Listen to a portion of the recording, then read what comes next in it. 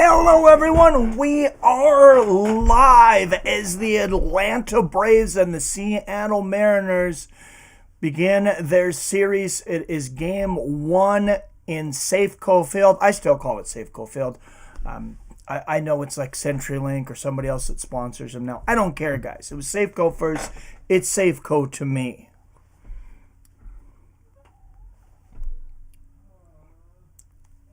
Check out the chat. What's up, PBR Street Gang in the house? Are we ready for some baseball? Mariners lost to the Arizona Diamondbacks in a thriller yesterday, 3-2. Incredible pitching duel. 2 home runs for the Mariners. I want to say it was 2 home runs for Arizona as well yesterday. But, no, I'm sorry. I think it was a solo home run and a triple and then a run scored.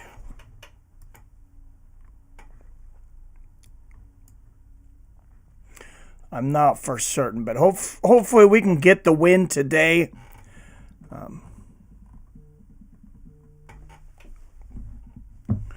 I'm just trying to get my stream to boot up here. I know some of you are trying to get on Root Sports, or you don't have Root Sports, you don't have this, so hopefully I can fill your need for some Seattle Mariners action today.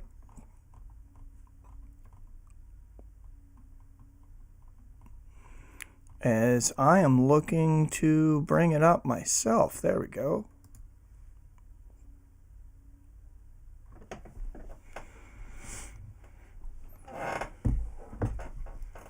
All right, at the moment it says current programming not available, but I don't think we should be blacked out for this one. I think it's sold out. We're gonna see here in a minute. Anybody have Root Sports that can let me know? Top of the order for your Seattle Mariners, Josh Rojas will lead things off. Julio Rodriguez batting second. Jorge Polanco third. Ty France at cleanup. Mitch Garver at fifth. Luke Raley at sixth. Batting seventh for the Mariners, Jonathan Clace. Eighth, CB Zahala and Leo Hivas will round off the lineup there. The Braves have just been on fire. Like offensively as hot as anybody in the league. Seattle Mariners cooled down a little bit yesterday, but they were very hot, winning 5 in a row. Arizona only led once in the game yesterday.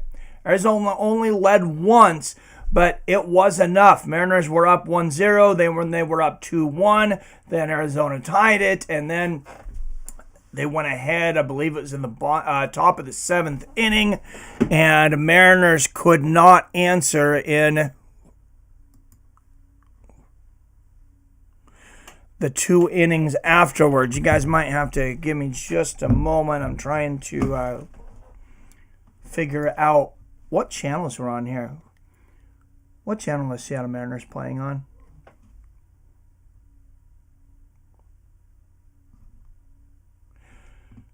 Oh, there's a lot of them today. Okay.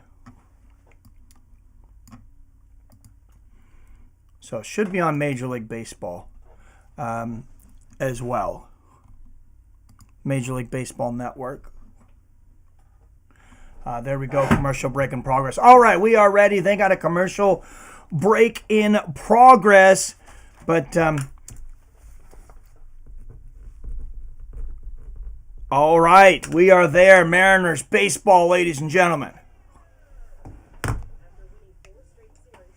What's up, PB? Are you still at work? Are you at work? Or are you off of work, man? Or do you want to talk about it? Anybody new here from my Mariners post today? Let me know where you came here from. I'm curious to know where you came from, and hopefully I can earn your subscription today. So rebranding of a channel that I used that was Mike Reviews It All, is Mike Sports Experience, but I've always been a huge Seattle fan. I got my Seattle cap. I got my Seahawks mug here. I got Sonic stuff here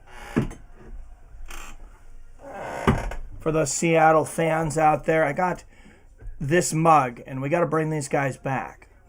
NBA champions 1978-79. I picked this up at a thrift store as a find about, 10, 12 years ago. But it actually has the games. You can see the games and the scores of the playoffs that year when the Seattle Sonics won the NBA championships. NBA championship way, way, way back. And lineup for the Braves. First up will be Ronald Acuna Jr. He'll be batting first, followed by the shortstop, Ozzie Albies. Bryce Mitchell starting for the Mariners. 28 innings, 29 strikes, 11 walks, and a stellar ERA for him. 2.22. Yes, I said that correctly. An ERA of 2.22. He has been absolutely incredible, and he's going to need it against hot Atlanta right now. They are hotter than ever. Cal Raleigh catching today for Mitchell. Julio Rodriguez in center field. And let's get this game going. All right, leading off, Ronald Acuna Jr. at bat, 255 on the season, a home run and 6 RBIs, and a swing and a miss. He hacked at that one, boys and girls. He was looking for pay dirt, but Mitchell makes him strike at the first pitch. Miller. Bryce Miller, and he went high and inside there. That'll get you off the plate. That'll get him off the plate. That's real close to the shoulder, 1-1 here. On Ronald Acuna Jr. Career versus Bryce Miller for Acuna, 1 for 3, third pitch of the game. And Acuna fouls it off, 1-2. Ronald Acuna Jr., 2023 National League MVP. So we're playing with fire here. 5th player in Atlanta Braves history to win MVP. I remember a lot of those great Braves games from back in the day when my Mariners weren't doing so good, and I kind of became a bit of a secondary Braves fan, honestly. And Miller strikes out the first batter of the night. Bryce Miller throwing heat early, and he takes care of the National League MVP in just 4 pitches. 1 out, top of the first.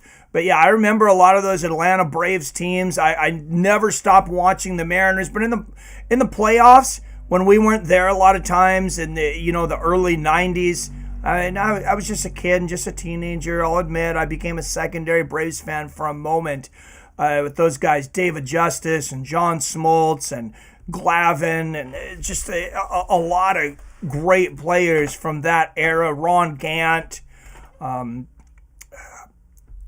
I could go on and on. Greg Maddux, John Smoltz, if I didn't mention him. All right, 6 pitches for Miller here. He's 1-1 on Ozzie Albies. Albies 0 for 2 career-wise against Bryce Miller. And that's a ball. Count is 2-1 on Ozzie. Nobody on, 1 out here in the top of the first. If you're just joining us, you haven't missed much of anything. Just one strikeout and a big whiff there from Ozzie Albies, who had 33 home runs last season. Second career season for him with 30 plus. So this is a big, big out.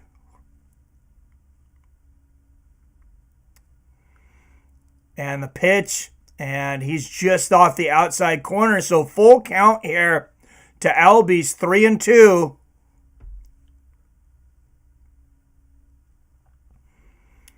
Tenth pitch coming from Miller. Ozzie Albies' strikeout rate this season, 14.3. Major League Baseball average, 22.5. And he takes a swing and miss at that one. Miller blows him away with a 96-mile-an-hour fastball. And 2 up and 2 strikeouts for Bryce Miller. Sometimes a guy takes a little while to warm up. Bryce, he is cooking hot from the first pitch here. And he's going to need it against this hot Atlanta Braves team.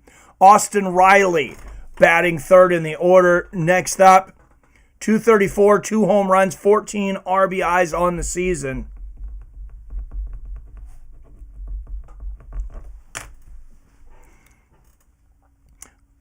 The ball, 1-0 pitch coming. And that's going to be a strike, 1-1. Riley looked at it. He decided not to swing, and it was a strike.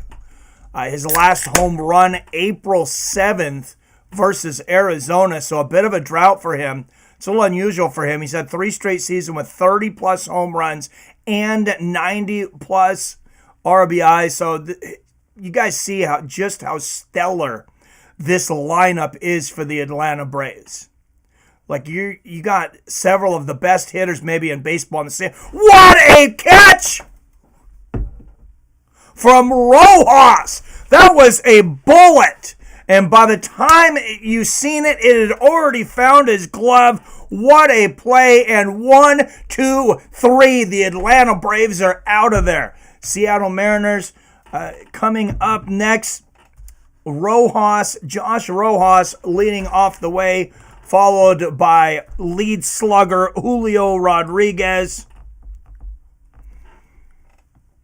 Then, of course, we'll have Jorge Polanco, Ty France batting cleanup, and hopefully we get deeper in the lineup with Mitch Garver at number 5, Luke Raley at number 6, Jonathan Clace in the 7th spot, CB Zatala tonight in the 8th spot, and Leo Rivas rounding out the batting order.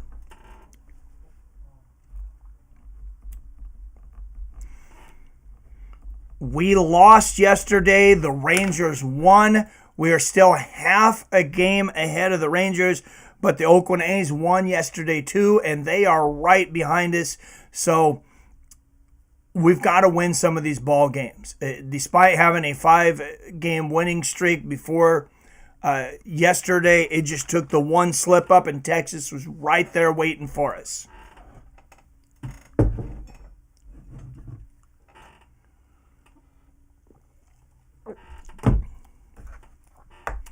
What's everybody doing tonight? Anybody watching from work? Anybody watching or listening from work? Or are you at home yet? I know a lot of people in this area don't get the games because you don't have Root Sports, which is the only thing that carries the Mariners here. So I hope you'll stick around for the rest of the season. I plan on making it worth your while. I said Jorge Rojas. That was last night's batting order. Apparently, Julio Rodriguez will lead it off. Max Fried on the mound for the Atlanta Braves, 2-0 this season. He does have a higher ERA than Bryce Miller, though. Julio Rodriguez, 275 this season, 11 RBIs, just 1 home run so far. Had a stellar season last year, and that's a strike and a miss. Career versus Max Fried, 1 for 3. Count is 0-1. No outs here, bottom of the first, 0-0. That one's inside. A 94-mile-an-hour fastball from Fried gets away from him, and that's going to push Rodriguez off of the plate a little bit. One of 2 Mariners with a 4-hit game this season. Cal Raleigh is the other, and that was way inside. If I didn't know better, I'd say Max Fried was trying to hit Julio Rodriguez here. I don't think he is, but he's really letting it get away from him. And you can see the look on Rodriguez's face, like, what's going on, man? And that one looks like it would, no, that one's out of the strike zone. High and outside, 3-1. So Max Fried possibly will walk the first batter here. I mean, you don't want to start off the game with a walk, but this is not a bad guy. Julio Rodriguez gets a hold of that one and cranks it. But it doesn't stay in bounds. That probably would have been a double. He really got a hold of that one, but just foul. So full count here for Julio Rodriguez. Max Fried with his 6th pitch to Rodriguez. Mariners in the 4th game of their homestand. They took 2 of 3 from the Arizona Diamondbacks, letting game 3 go yesterday 3-2. Here's the pitch, and Rodriguez hits it, and that's going to be a ground out. So 1 out for the Mariners.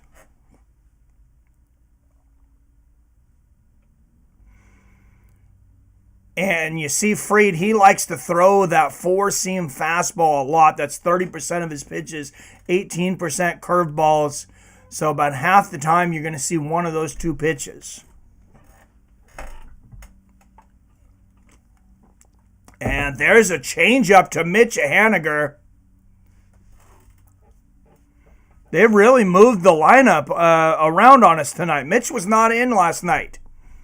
Mitch Haniger, 237, 4 home runs on the season, 15 RBIs. He is 0 for 2 for his career against Max Fried.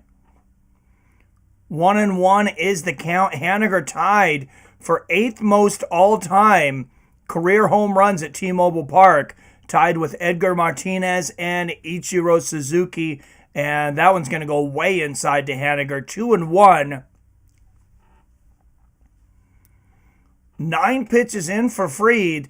He retired Rodriguez, but he's thrown more wild pitches here than not. And here's the 2-1 pitch, and Haniger hacks that one foul. So once again, Fried gets behind in the count and gets bailed out by a foul ball, 2-2. Seattle Mariners 4-1 in series openers at T-Mobile Park. We hope you can make it 5-1 today.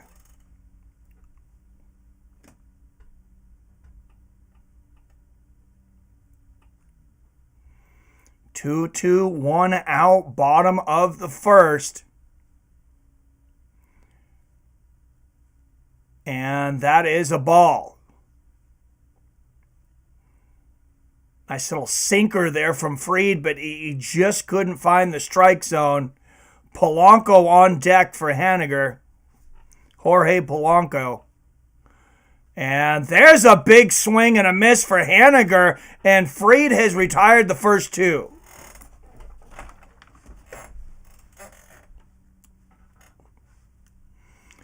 Look at that, 92-mile-an-hour slider. And Haniger just couldn't decipher what was going on there. Jorge Polanco, 3rd in the order. The 13th pitch for Fried, and it is up inside again.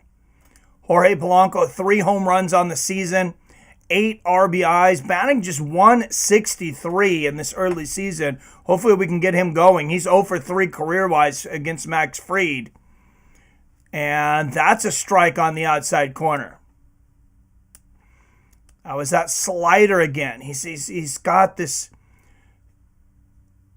sinker. It's not a slider. It's a sinker. It goes way up. It's a slower ball, and it goes up and it comes down. He's very good at throwing that pitch. Remember the king of slider that played for the Mariners for years, Randy Johnson. I remember growing up watching Randy Johnson, 6'10" on the mound, and he would throw back that 95-mile-an-hour slider, and man, he would break some bats with that thing. 102-mile-an-hour fastball, that guy was something else.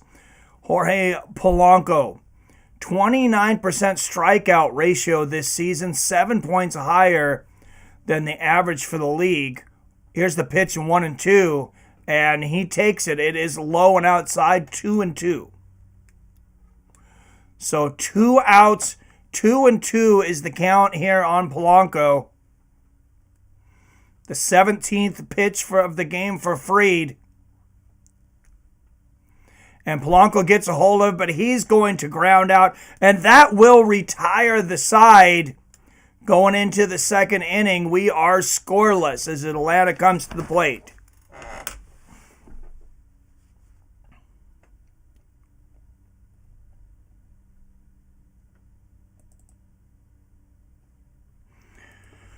I'm glad we got Bryce Miller up here today because Max Fried he's an absolute stud. He's going to go pitch for pitch with anybody.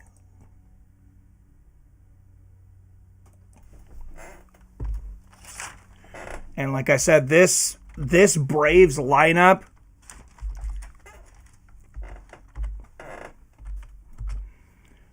their batting order is just something else.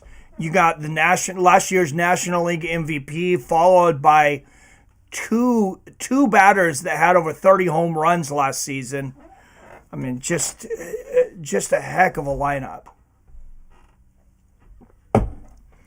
We've seen Ronald Acuna, Ozzie Bean, and Austin Riley at bat in the first inning, the first three, and they went down in that order, 1, 2, 3. We'll see if Bryce Miller can keep them at bay. Hitless game so far through 1. I got to tell you guys, I stopped watching baseball for a while, or I would just listen to it on the radio while I was doing some chores and stuff, because it had gotten so slow before they implemented that new pitch count rule. So I think it's 20 seconds now that a pitcher has to throw the ball. But there for a while, it seems like they would just hold on to it forever. We were getting like 3.5, 4-hour ball games and so much dead time. The game is moving along so much quicker now. I think we were like 2 hours and 20 minutes yesterday against the Diamondbacks. Like, that's a quick game. All right, Matt Olson batting cleanup, 212, 3 home runs, and 15 RBIs last season. The 15th pitch for Miller, and Olson fouls it off.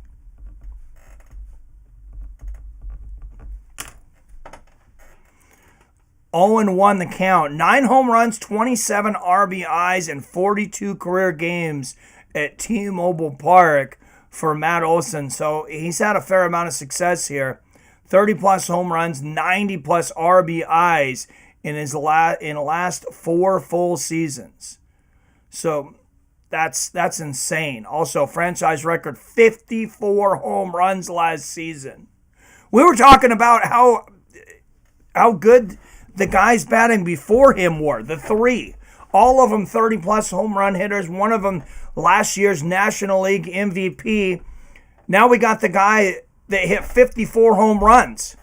Second player in team history with 50-plus home runs, him and Andrew Jones in 2005. And Olson fouls that one off. The count is 1-2. So Bryce has some pitches to play with here. Let's see if he tries to make Olson chase something. And Olson fouls that one off. 96-mile-an-hour fastball from Miller.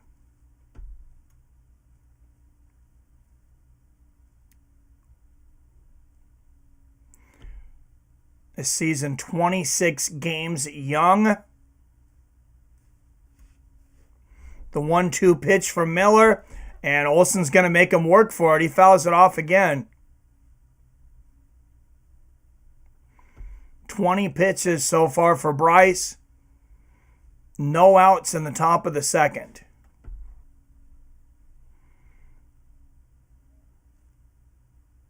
The 1-2 pitch and a swing and a miss. And that is a big out for Bryce Miller. That is not a guy you want to have to face often, Matt Olson, and he starched him.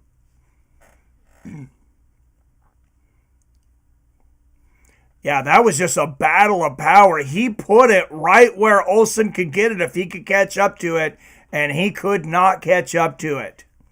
98-mile-an-hour fastball there for Bryce. Marcell Ozuna up next, batting 5th, and he really winged that one. 340 average this season, 31 RBIs, 9 home runs.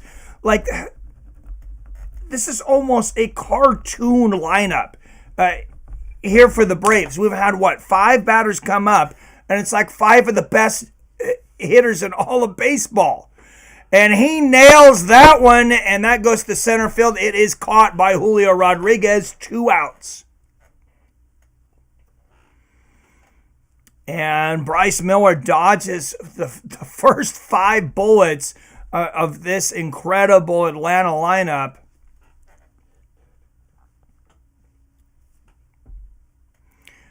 Next inning for the Mariners, cleanup Ty France will be at bat. But first we got batting 6 in the order, Orlando Arcia. 296 average, 2 home runs, 9 RBIs. See, all these guys are killers. He's the 6th guy deep, and he's batting 300. 0 for 2 career-wise versus Bryce Miller, though. And he grounds that one up. And to first, and that will retire the side. 96-mile-an-hour fastball to a ground out. And it is 0-0 going into the bottom of the second. Thank you for tuning in to Seattle Mike's Sports Experience. If some of you are new here, let me give you a little bit of background about myself. I grew up in Washington State, born in Eastern Washington, actually Walla Walla, Washington. Lived there until I was about 19 years old. Spent some more time in Eastern Washington, over in the Kennewick-Richland area before I moved over to the west side in 2006. Been here ever since, but I've been a Seattle sports fan, bled blue my whole life. I remember watching games with my Uncle Joe. You got to go back probably 9 years old. Long time ago. Back in, I'd say, like 1987. I remember those teams. I remember Griffey rookieing. I remember that 1989 Upper Deck rookie card, the Ken Griffey Jr. rookie card everybody was looking for. I had the Donruss one. I had the orange and blue Donruss card, but I never did end up getting the Upper Deck one. I wonder what that's worth now, because it was worth like $140 his rookie year.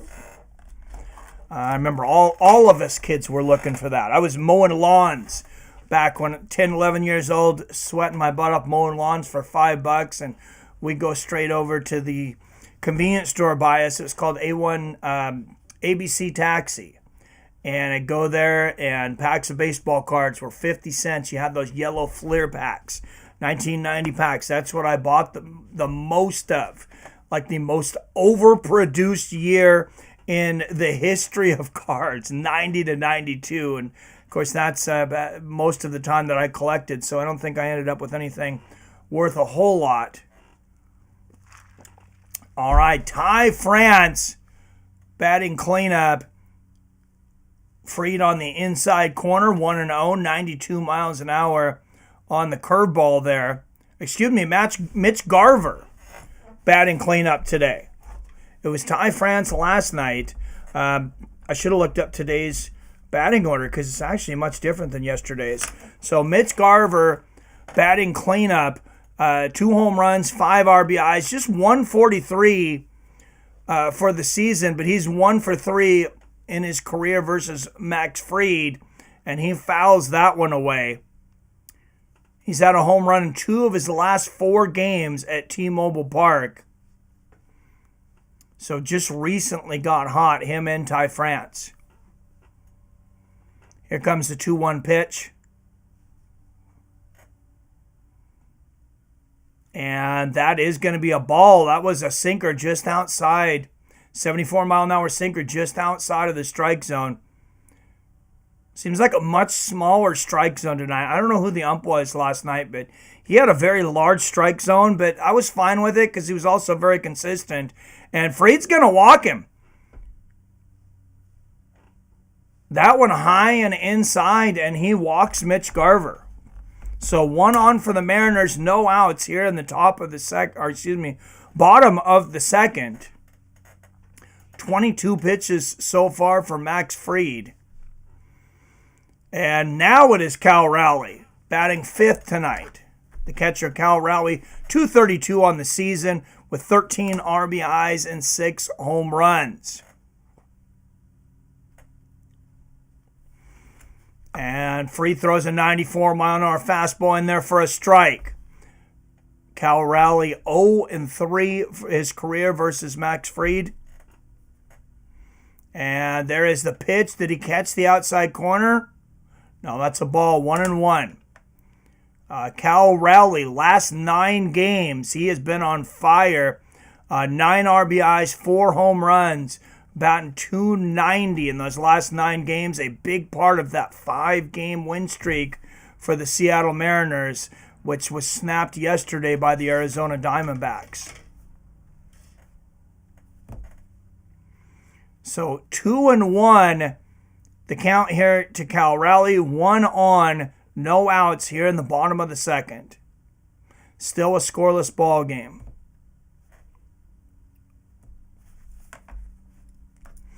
And Cal takes a big whiff at that one, but can't get it out of here. 2-2.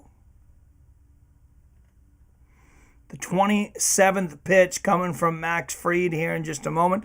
Not a lot of activity on the bases here. He does take a look over to first base, but he hasn't had to throw over yet. And there's the pitch and a swing, and he gets Raleigh swinging. 1 out for the Mariners here in the second. 95-mile-an-hour curveball there from Max Fried.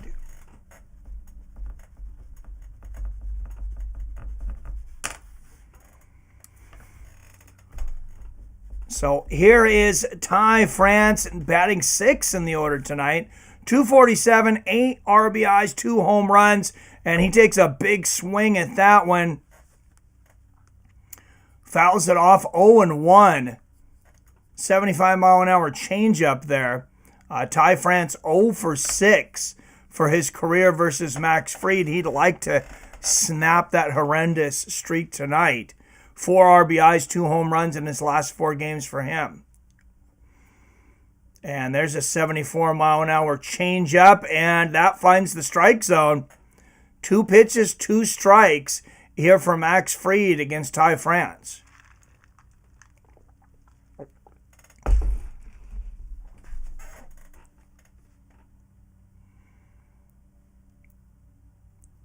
And there's a 95-mile-an-hour fastball fouled off.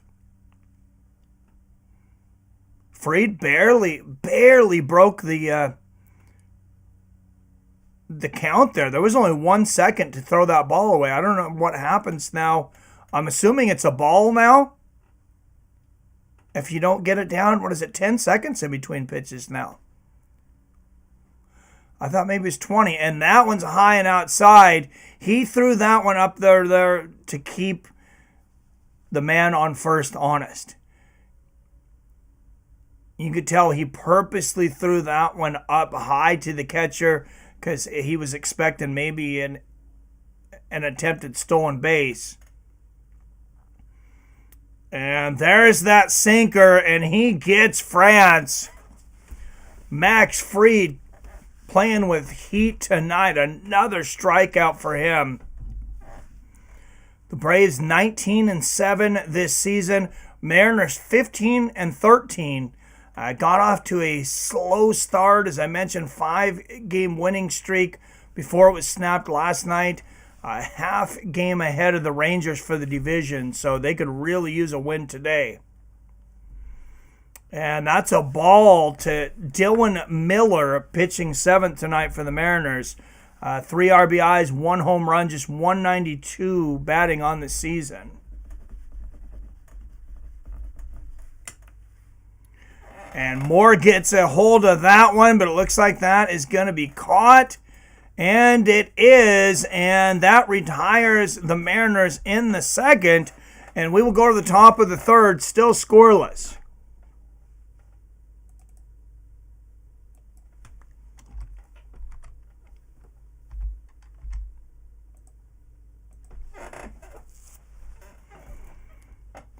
So a little commercial break in between innings here. I'll go back into my old Mariners days. Like I said, I grew up watching the Mariners. I remember, from 89, 90, 91 when we got Edgar Martinez in there, Tino Martinez. You ended up getting Mike Blowers. You had Jay Buhner and Joey Cora. Randy Johnson was part of that team. And the Mariners almost left us, didn't they? If you're a Seattle Mariners fan, you remember the Mariners almost left us in 1995. There was a bill up to vote on. For whatever reason, it needed to get 60%. It wasn't a majority vote. They needed to get 60%, and the levy failed the first time to get the tax to save the Mariners. And somehow it got put up one last time. And the Mariners were down 13 games. They were stinking it up. They were down 13 games to, at the time, I believe it was the Los Angeles Angels, Anaheim Angels now. And they won the last 13 games of the season. The Angels lost every single game. Of course, Mariners fans know this story, and you know it well, but I don't think you ever tire of hearing it. We went to a one-game playoff with the Angels, and that game sat scoreless for many innings until Ken Griffey Jr. got on first base, and then somebody hit him, and he ran all the way from first on a long, I believe it was a long single. It might have been a long double, but ran all the way around, slid into home, barely missed the tag, and the Mariners won that one-game playoff with the one run. And another crazy thing about that game is Randy Johnson had just pitched the night before. He came in as a reliever and pitched the last 3 innings of that game. All right, Bryce Miller with the first pitch. Here to Michael Harris II. 1-0. Gets a strike on the second. Michael Harris II, 2022 National League Rookie of the Year. I was telling you, this lineup's insane. I wasn't joking, guys. Last 9 games, 389 average and 5 RBIs from Michael Harris II. Like, we got just a murderer's row that Bryce Miller is pitching against tonight. We got last year's Rookie of the Year, last year's MVP. Almost every guy in the first 7 of this lineup has had 30-plus home run seasons. 2-2 the count here to Michael Harris. And 30th pitch of the game coming up for Bryce Miller. Pitched a stellar game so far. And there's the fastball, and he gets him looking. Michael Harris looks at it all the way through, and it's a strike, baby. 95 mile an hour. Go off somewhere and study.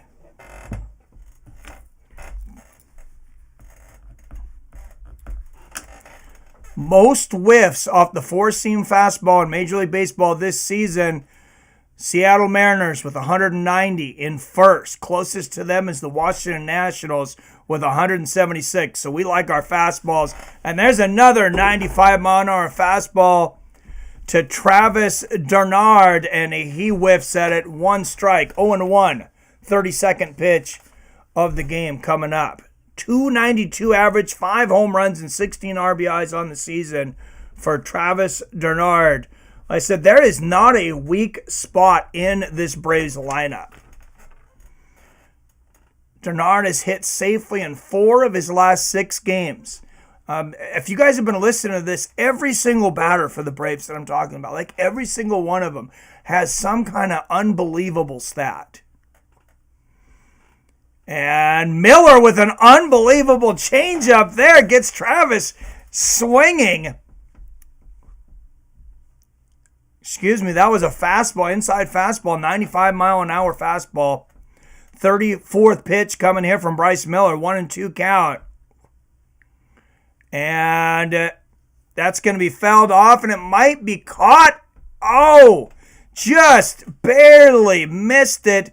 Ty France diving into the crowd to get that one, and just can't get to it. So 1-2 here still. 1 out in the top of the 3rd for the Atlanta Braves. And they have just about batted around. 9th batter in the order coming up for the, Travis Darnard, though, he's still up 1-2. And he does not go around. That's a ball, 2-2. And you see that replay, Ty France diving over the median there into the crowd, but still can't get it. Valiant effort. 2-2 pitch, and a swing and a miss, and he gets Travis Bernard. Bryce Miller is cooking with gas tonight, boys and girls. And that's another strikeout for him against a stellar lineup. And again, 95 miles an hour. 36 pitches. Bryce Miller pitching a gem right now. Jared Kelenic, the last batter here for the Braves. 305 average, 4 RBIs. This guy's batting ninth, and he's got a 305 average. I think our guy batting sixth is batting like 192. And Kelenic fouls that one off. 0-1. When you look at our batting averages, I don't know if you guys remember, you watch like those old cartoons where you have like the Looney Tunes where, Bugs Bunny's playing against like all these like 350-pound, they look like roided up monsters. That's how I feel about the Atlanta Braves lineup. I'm not saying they're on roids, because I don't have any reason to believe that, but all of these guys are just killers. 1-1 count, the pitch from Miller, and Kelenic fouls it off. 1-2 on the 81-mile-an-hour changeup from Miller. 40th pitch coming up for Miller. He's got a little wiggle room here in 1-2. Let's see if he tries to make Kelenic chase something. Nope, he goes right down the middle, and Kelenic's going to ground it, and he makes it to first.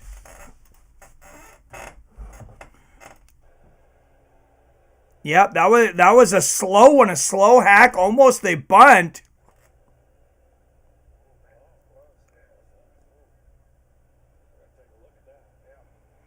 They might have to take a look at that. Actually, it looks like France might have got him by like a couple of frames. I certainly wouldn't blame an umpire for that one if they didn't catch it. That was so close.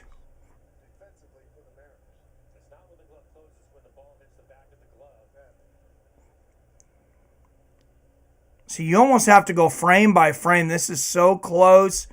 Let's see when the ball hits the back of the glove. Almost at the same time, Kelenic's foot hits the base. And they are going to challenge this one. And this is how yesterday's game began.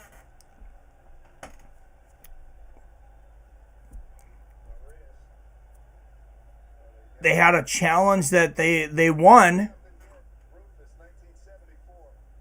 And we'll see if they win this one. Like I said, this is very close. Of course, tie goes to the runner, but I think they got him by a margin of a second. I mean, it's like 5 frames maybe when you're watching it on slow-mo, if that.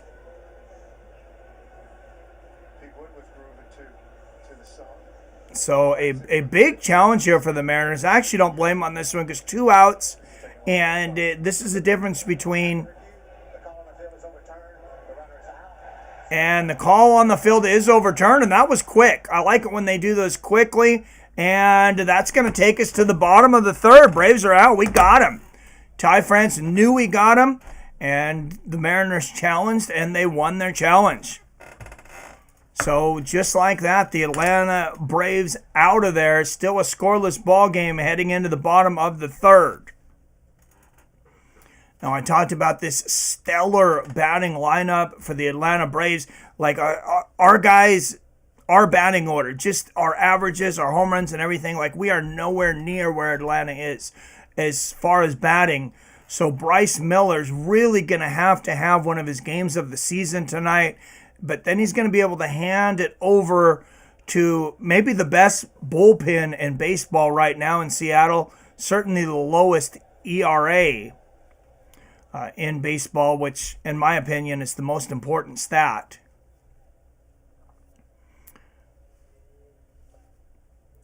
betting wise, Braves came in a minus 162 favorite. If you're looking at taking that underdog money on the Mariners, you're looking at about plus 136. I doubt they've changed too much, but let's head over to the live odds here over on DraftKings, since we can bet here in Washington now. Of course, not from our homes. We have to go to a casino. I'm pretty close to the Tulalip Casino. It's about a 30-minute drive. So not bad. And believe it or not, I actually did pretty good betting on live baseball last year. I bet a lot on MMA fights because that's my main thing I do on my other channel, Fights with Friends. But I did very well on live games last year because what I would do is I would watch, in a lot of these games I would pick when the Mariners have somebody good coming up. Like a good, and they start out a favorite. But you watch the game, and Mariners, for whatever reason, just like the Seahawks, they're kind of a second half team, and more times than not, they would go behind early, and they would become the underdog. And that's when I would put down money and wait for them to come back.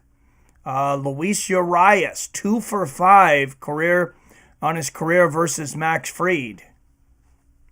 RBI in 6 of his last 11 games played, 1-1. 37th pitch from Fried, and Urias fouls it off.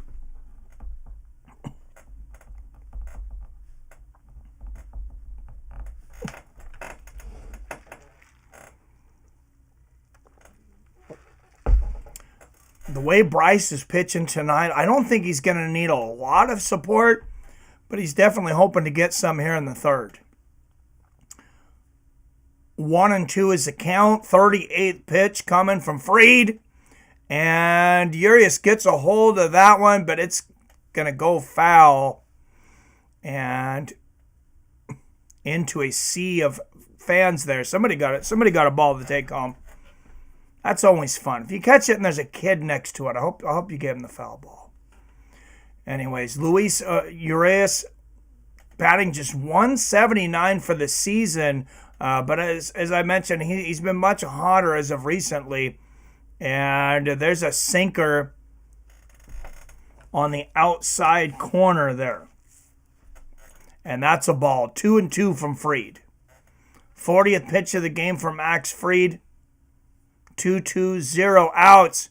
Oh, and he catches him with a nasty slider. 94-mile-an-hour slider from Max Fried.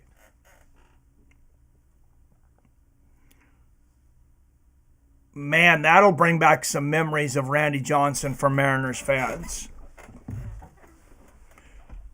And Sam Haggerty batting 9th for the Mariners in the order. They have really changed up their lineup a lot. Several of these guys weren't even in the game yesterday.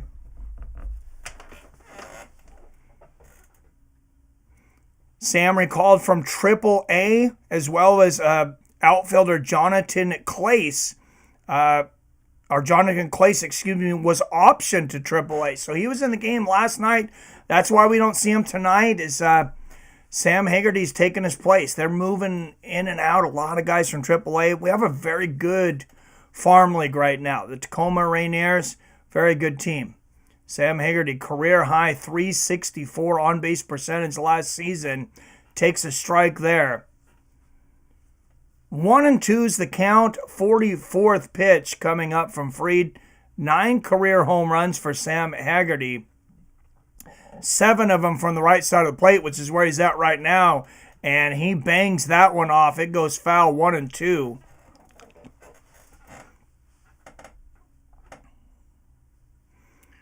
Sam Haggerty, 32 for 35 career stolen bases. Be a good guy to get on the bases right now. 1 out. There is the pitch. And he's not going to make it. He's going to get tagged out. And 2 outs for the Mariners here in the bottom of the third. And we'll go back to the top of the lineup.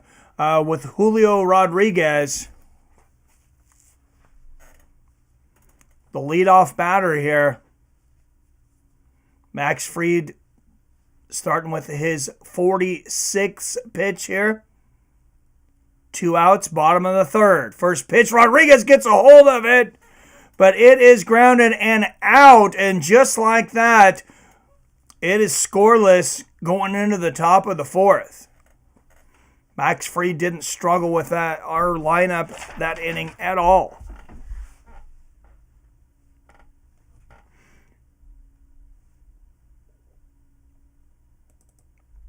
So going into the fourth, of course, if you're a Mariners fan or a Braves fan, you'd like to see maybe a little more scoring here. But as far as pace of the game, we're already in the fourth inning, and we are just about 35 minutes into this ball game, 35, 40 minutes. So quick pace to go through what's 3 innings. That's about a third of the game. So, I mean, at that pace, you're looking at about a 2-hour ball game.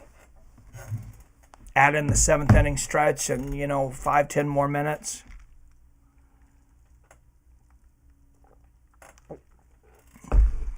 It's not your grandpa's baseball, though. Or it's definitely not your dad's baseball. It's not the baseball of, 10 years ago or even a few years ago from when they changed that pitch count rule where, pitchers can't hold on to the ball forever. Man, the game was really getting grueling there for a while. I know a lot of you guys would see, man, why are they showing these games at like noon? There would be games in the middle of the afternoon at noon, 1. Sometimes they'd be at 9 or 10 in the morning, like middle of the week. And it's like, why do you have these games at this time? And it was because nobody was going to them anyways. Nobody was going to them. Nobody was watching on television. And I think that's the single greatest rule change in baseball, at least in my lifetime, because it took me from a very frustrated fan who was very rarely tuning into a game anymore unless, maybe it was Mariners in the playoffs, which we had a heck of a drought, back to a fan of baseball, back to a watchable game. Like, you give me a game and it's going to, a 2.5 hour game that moves quickly. Yeah, I'm in. All right, Ronald Acuna batting leadoff here for the Braves, and a swing and a miss. Bryce Miller with the 95-mile-an-hour fastball. Ronald Acuna Jr., 0 for 1 today, struck out in the first. 252 average, 6 RBIs, 1 home run. And he swings and misses again. 95-mile-an-hour again. There from Miller, outside of the plate that time, 0-2. So Acuna can't afford to be picky on this pitch, and he isn't. He swings at a 96-mile-an-hour fastball, and Miller strikes him out in just 3 pitches. Bryce Miller is in the zone today, and he could not have picked a better lineup to do it against.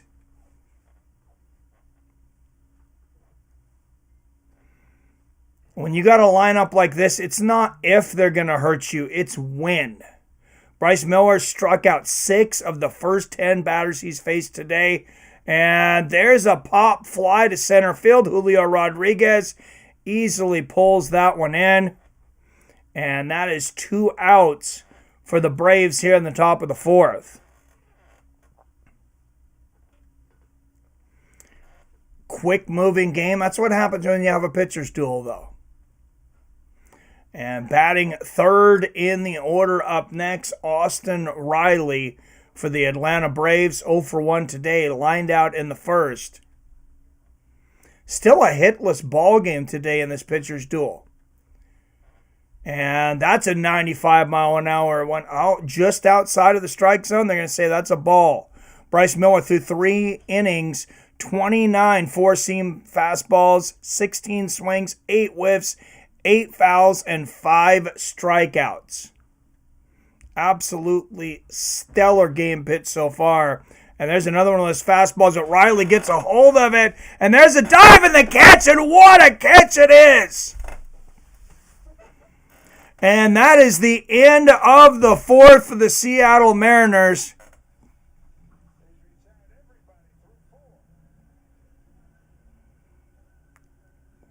Wow. Look at that. What a play. All right. And just like that, we are headed into the fifth inning. I don't remember the last time I seen a game moving this quickly. Like, I wanted it to move quickly. I'm not sure I wanted it to move quite this quickly. We're already in the fifth inning. What did I say? This started at 6:40. We're like 50 minutes into the ball game. We're already in the fifth inning. All right, and go back to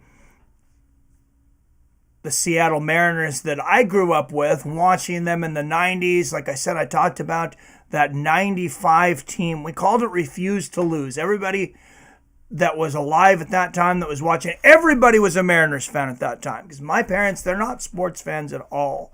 And when this was going on, like, everything stopped. It was called the Refuse to Lose season. And there was Refuse to Lose banners all over Washington. You didn't have to be near Seattle. And you would see Refuse to Lose signs, bumper stickers. If you're not a Mariners fan and, not a Seattle fan, you find this boring, I'm sorry. We'll get back to the game soon. But I enjoy talking about this stuff. Great memories, like I said, Randy Johnson, Ken Griffey Jr., Jay Buhner, Joey Cora, Edgar Antino Martinez, Mike Blowers, Dan Wilson, catcher at the time. And then we would pick up a guy named John Olerud and a few playoff series there. We got into the second round of the American League Championship Series against the Yankees.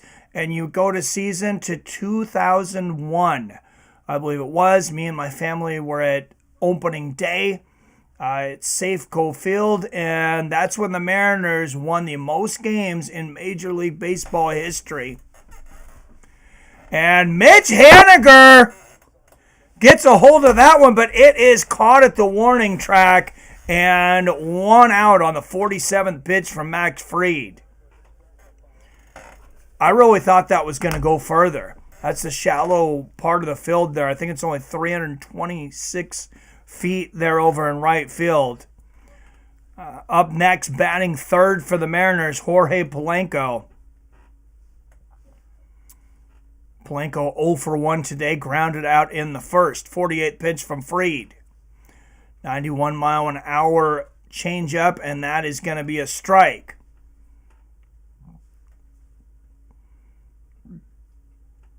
Polanco 8 RBIs, 3 home runs on the season. Young season. And there's a 73-mile-an-hour sinker on the outside, 1-1. Max Fried.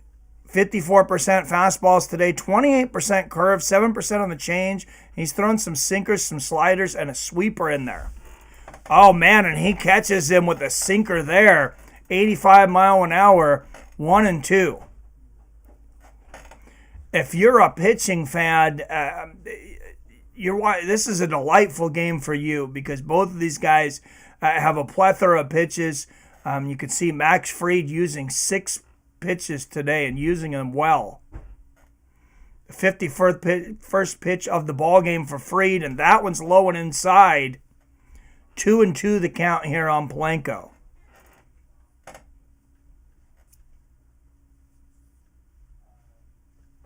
Still scoreless here in the bottom of the fifth. And the pitch, Polanco gets a hold of that one, and it goes foul.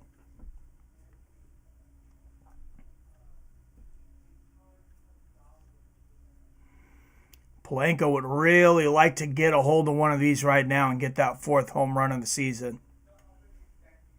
The 2-2 pitch from Fried. Oh, low and inside. That was really low. Almost hit him with a foot. So full count here. 3-2 for Polanco. Mitch Garver on deck batting cleanup.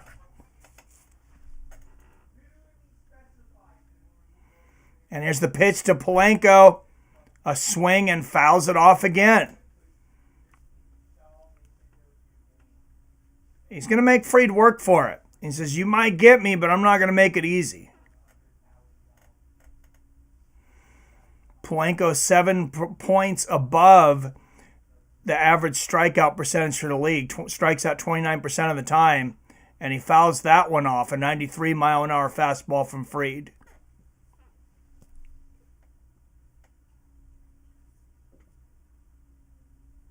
Low pitch count for both pitchers so far.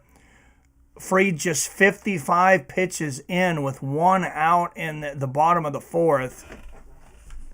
I switched it to 5th. We're actually bottom of the 4th. My bad.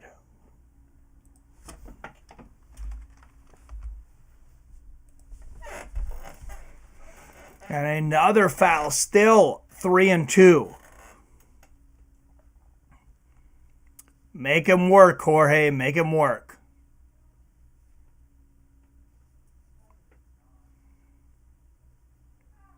And Fried with the 3-2 pitch gets him swinging. And that's 2 outs for the Mariners here in the bottom of the 4th. Mitch Garver coming up next.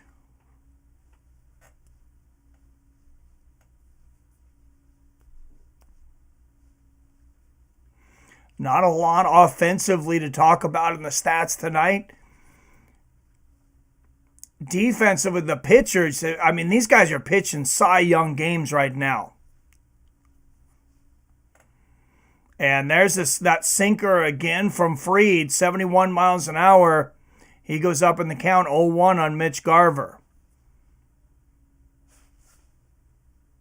Garver's 1 at bat earlier, the only walk so far in this game. He fouls that one off, and he goes behind in the count, 0-2. Mitch would really like to bring that batting average up tonight, just 143 on this young season. That is not Mitch Garver like for his career. And that one's low and outside, 1-2. Fried's got a little bit of room to work on Garver here, though. Good eye. Garver not swinging at everything. 3 9-inning shutouts, under 100 pitches for Max Fried. 3rd most in Major League Baseball since 1988, which was when 2 Braves did it then. It was Greg Maddux, did it 9 times, and Tom Glavine with 5. So Atlanta Braves, of course, they have a rich history of incredible pitchers. And that one's in the dirt, 2-2. 63rd pitch coming up for Fried. Cal Raleigh on deck.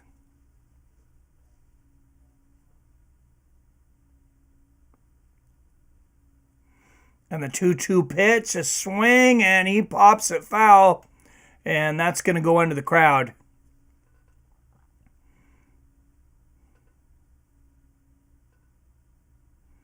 So Mariners at least significantly adding to Max Fried's pitch count if they can't get on base.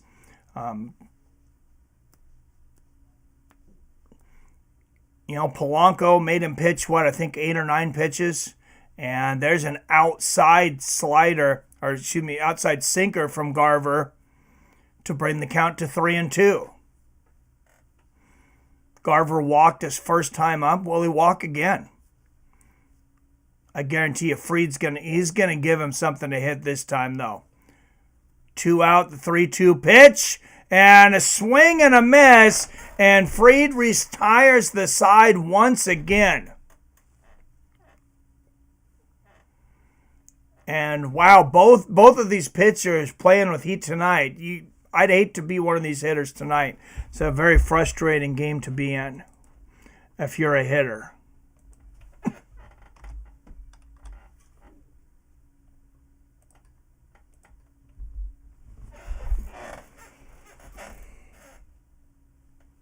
Even the fielders, the infield and the outfield hasn't been able to get much exercise tonight because both pitchers have gotten so many strikeouts.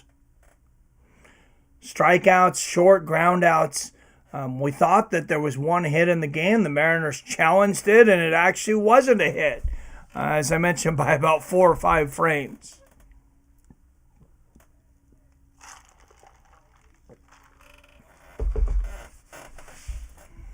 And I was just talking about that season of the Mariners where we won more games than anybody in Major League Baseball history. I actually can't remember how many games that was now, though. I want to say it was 120 something. Who's won the most games in a season in Major League Baseball history?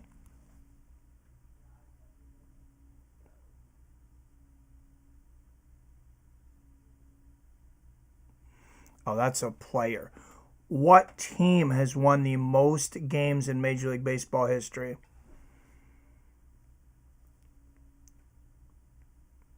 Now, that just gives me the Yankees with the most championships. Anyways, 116. I believe it was 116. I just remembered that. Out of 162 ball games, that's a lot of games to win. That's losing less than 50.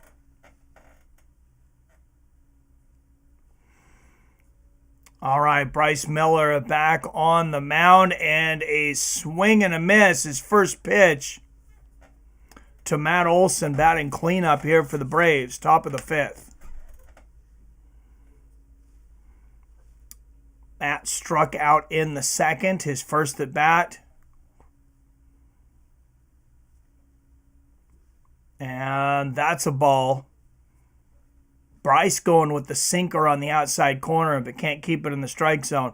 Matt Olson, 15 RBIs, 3 home runs, batting .210 this season, but he's about a career 300 hitter. That one's way outside. Last season, though, he had 139 RBIs, 283 average, and broke the all-time record for the Braves for the home runs. He had 54 of them. And he fouls that one off, 2-2 on a 94-mile-an-hour fastball from Bryce Miller. Strikeout rate for Matt this year, just slightly higher than the Major League Baseball average at about 26%, average about 22.5% around the league. Just the 51st pitch of the game coming up here for Bryce on the 2-2 count. And low and outside, so that's a full count to Matt Olson, 3-2.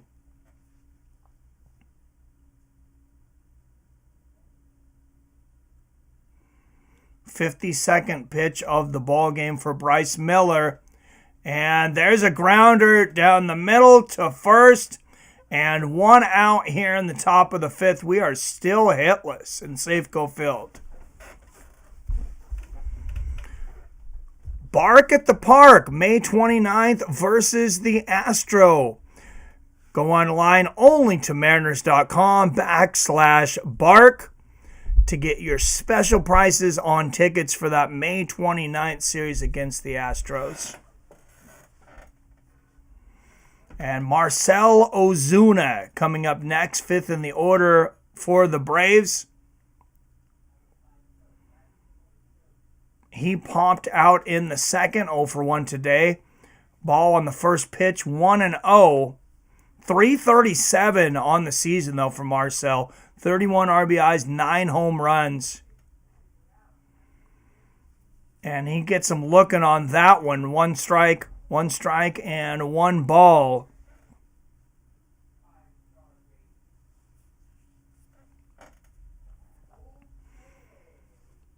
And here comes the 1-1 pitch. Ozuna gets a hold of that one and fouls it off.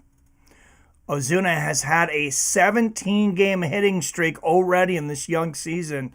We're just 26 games in, so that's one of the reasons you see such a high batting average for him. He's also a heck of a slugger, a hard hit rate, almost 56%, almost 20% above the Major League Baseball average. Fouls that one off again, 1-2. The count to Marcell Ozuna. 1 out in the top of the fifth, scoreless here in Seattle. And the pitch, and that is low and outside, 2-2 to Ozuna.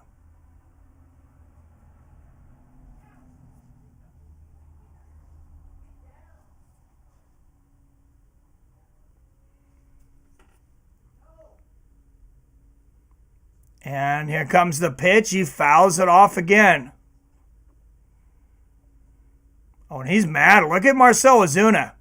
Oh, and he just called it. He just went like that. He just pulled the Babe Ruth. He's looking to smash this ball on 2-2. Bryce Miller says, I'm going to see what I can do about that. Let's see what he gives him here. And it is a fastball, and he fouls it off once again. 2-2 for Ozuna. I mean, this guy is pumped. I don't know what's on Marcell Ozuna's mind right now, but look on his face. If he doesn't hit this ball, he's about to hit something. 2-2 pitch. And he's going to ground that just barely fair. And the throw to Ty France and 2 outs in the top of the 5th for the Atlanta Braves. 7 up in the chat. If you like what I do here, if you like the Seattle Mariners and Seattle sports, please hit that like button. This channel dedicated to Seattle sports. I just rebranded it this week. I've always been a huge Seattle fan, but covered a lot of different sports and things, and I decided let's niche down on this, my second channel here, and do just Seattle sports, because that's pretty much what I watch anyways, outside of boxing and MMA.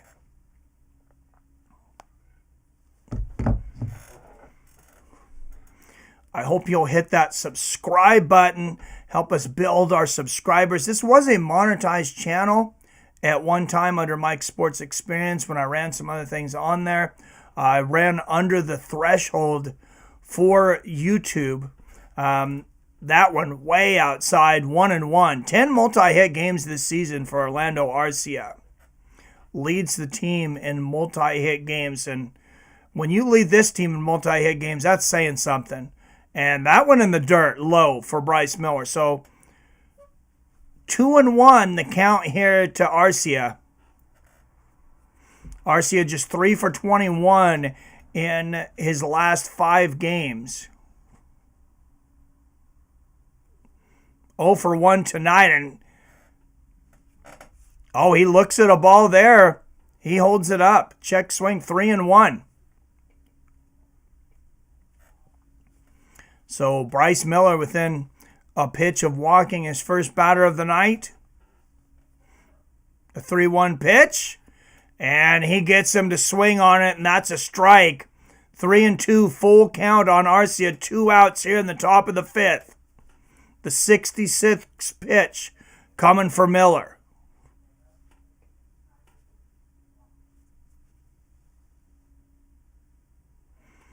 Arcia well below the average for striking out this season at just 15%, and he hacks that one foul. 95-mile-an-hour fastball from Miller, and Arcia not able to keep it in play. Still a full count at 3-2.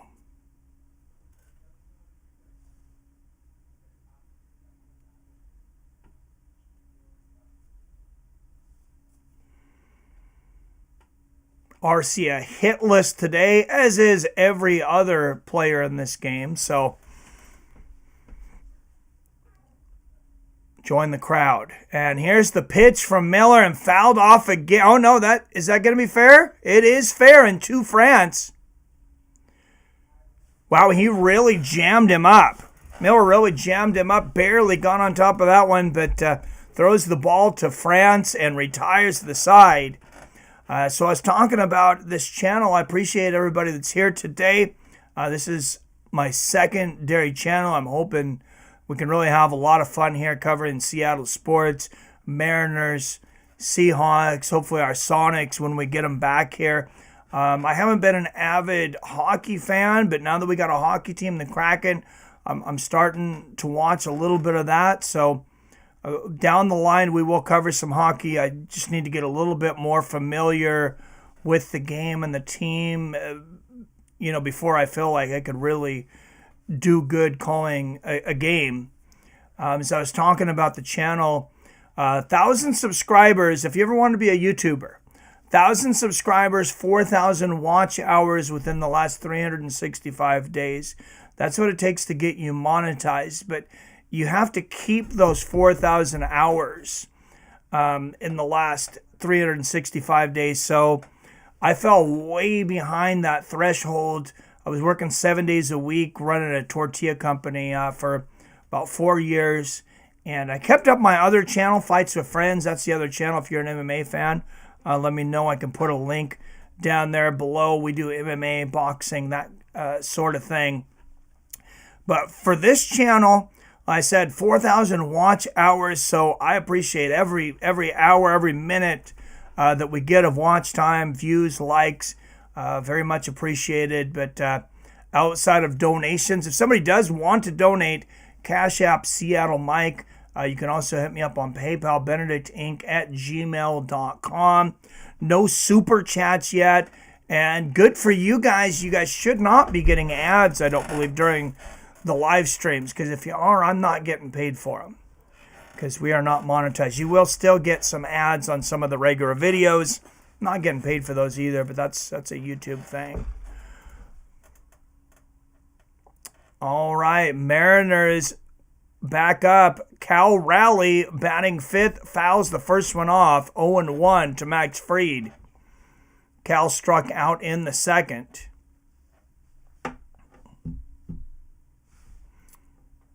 "13 RBIs, 6 home runs, 229 batting average this year for Cal. But he has been hot as of late. And that one just off the outside corner, 1-1, 86-mile-an-hour changeup there from Fried.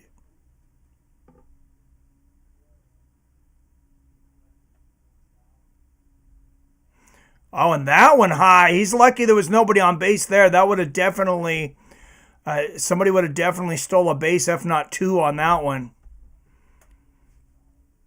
2-1, the count for Raleigh here in the bottom of the fifth. Still scoreless here in Seattle. The 2-1 pitch, and wow, that was a wild looking sinker, and he just wasn't able to get it inside of the strike zone there. So 3-1 on Cal Raleigh.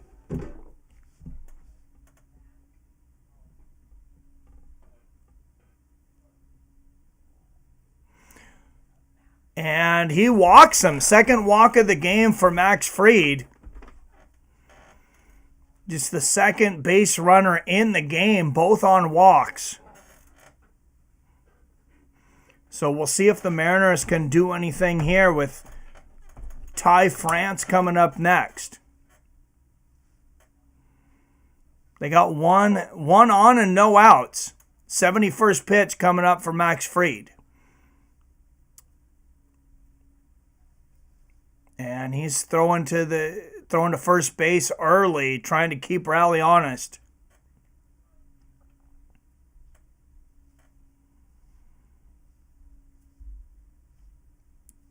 Ty France, 8 RBIs on this young season, a couple of homers, 244 on the average, high and inside there from Fried. So 1-0 count to Ty France with one on. No outs here for the Mariners in the bottom of the fifth.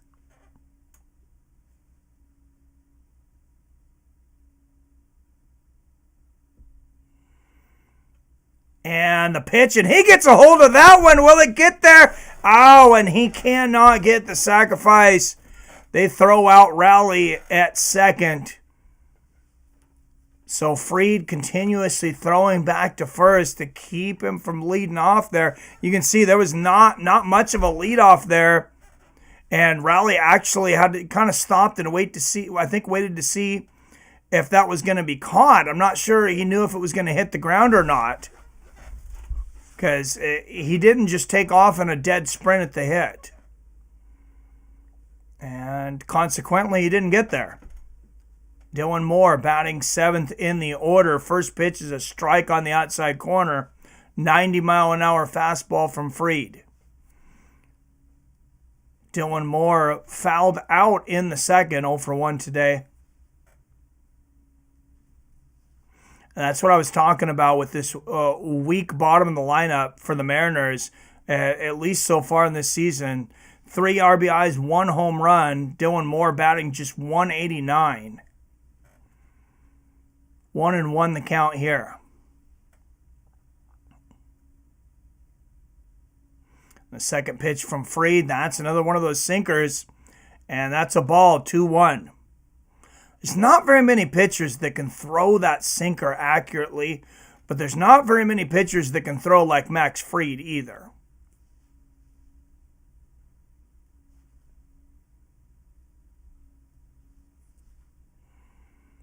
And the 2-1 pitch, fouled off by Moore, 2-2.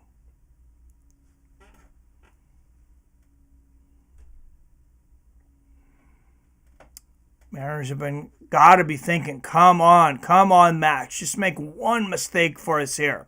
1 on, 1 out, 2-2 count to Moore, and he gets a hold of that one, but it goes foul. He really ripped that one. That would have been a base hit.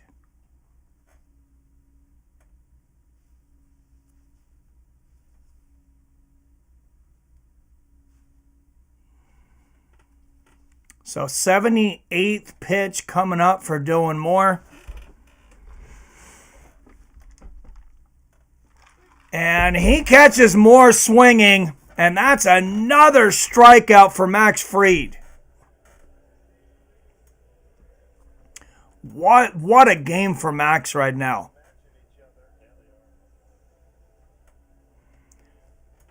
Max and Miller, just 2 guys coming in here with flamethrowers, and the batters just have not had a chance tonight. Luis Urias up next. He struck out in the third, and that's a strike on a 91-mile-an-hour fastball from Fried. Still 1 on, 2 outs here in the bottom of the 5th.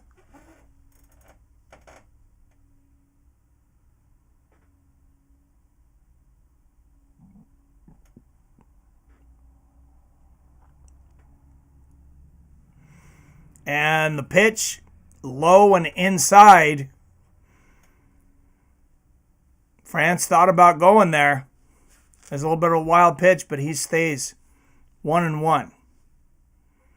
And Fried just passed the 80 pitch mark. It would be much lower if a lot of these Mariners batters weren't making him work, fouling a lot of these balls off. 1-2 though. Urias takes a swing and miss at that one.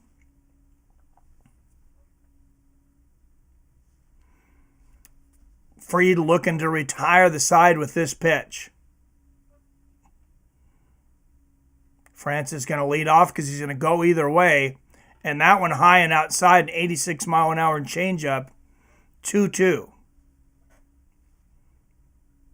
And we're at least giving Fried a little something to think about now with Ty over there on first. He's at least got to look over and pay attention to him. And there's the pitch from, and Urias fouls it off again.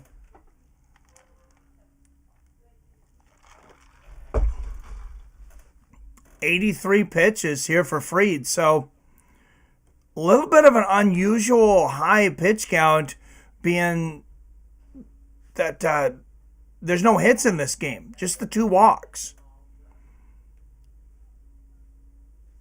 And the 2-2 pitch, and that inside, he almost hit him. 96-mile-an-hour fastball there. Haggerty on deck, hoping to get a chance to put a run on the board. Sam Haggerty, 3-2 count, the pitch to Urias.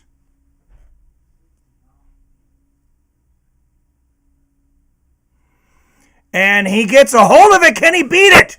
And he cannot, and they get him, and that will retire the side. So Mariners leave 1 stranded in the 5th. We'll go into the 6th inning, tied 0-0.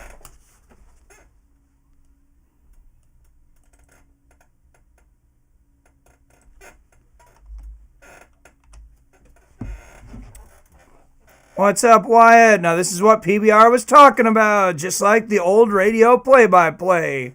Good shit. Thank you, Wyatt. Appreciate it. Yeah, it's kind of the goal here.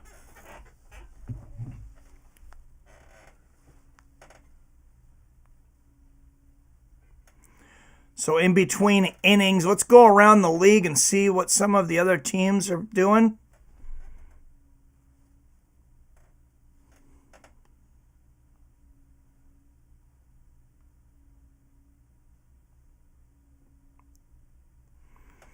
Phillies leading the Angels 4-2 in the bottom of the fifth. Reds up on the Padres 4-1 in the bottom of the fifth. Also in the fifth, in the top of the fifth, Dodgers leading the Diamondbacks 2-1. And one out in the top of the sixth for the Athletics and Pirates. Athletics leading that one 5-1. Athletics close to us in the standings as well. They're in our division, so we could really use a win today to keep them at bay.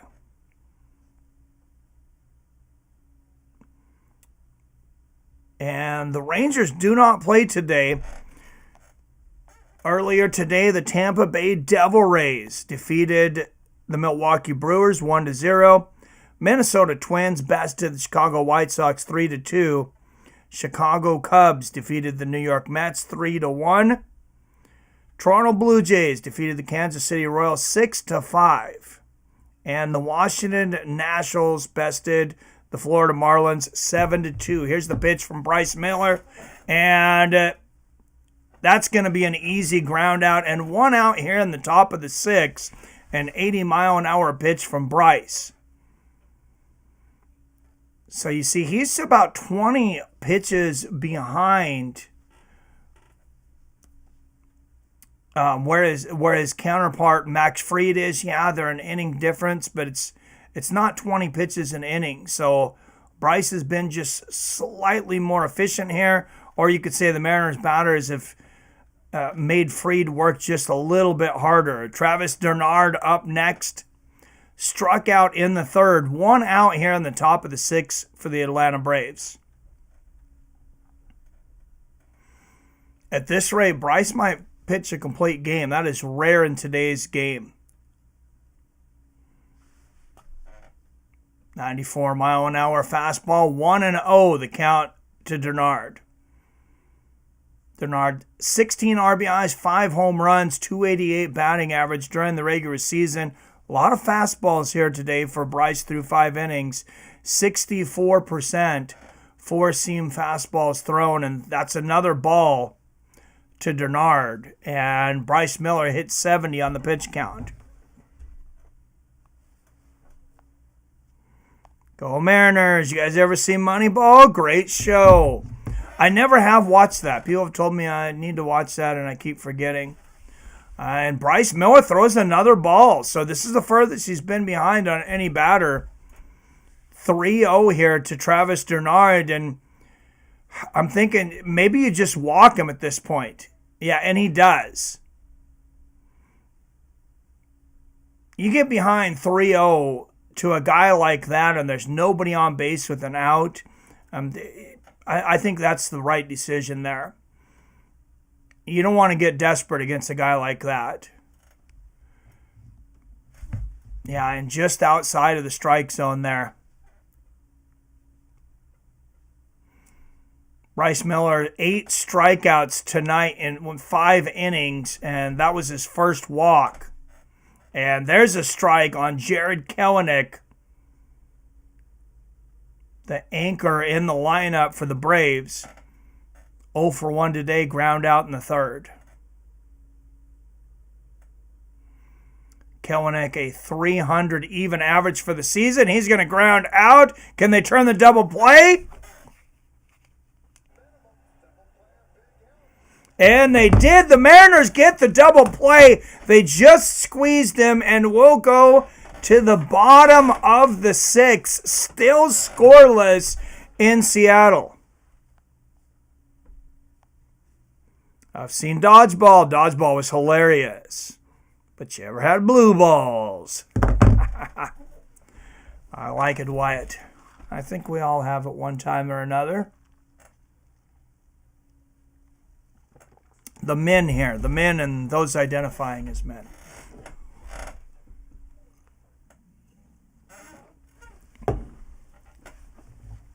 Got to be careful here. I know I'm in Seattle.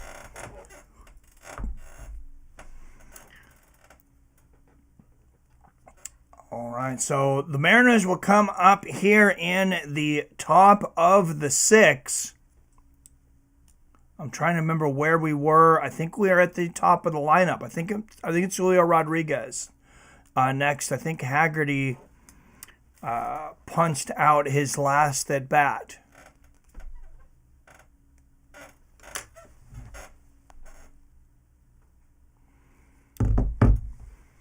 What's going on, Wyatt? You gonna come in here one of these baseball games and keep me some company?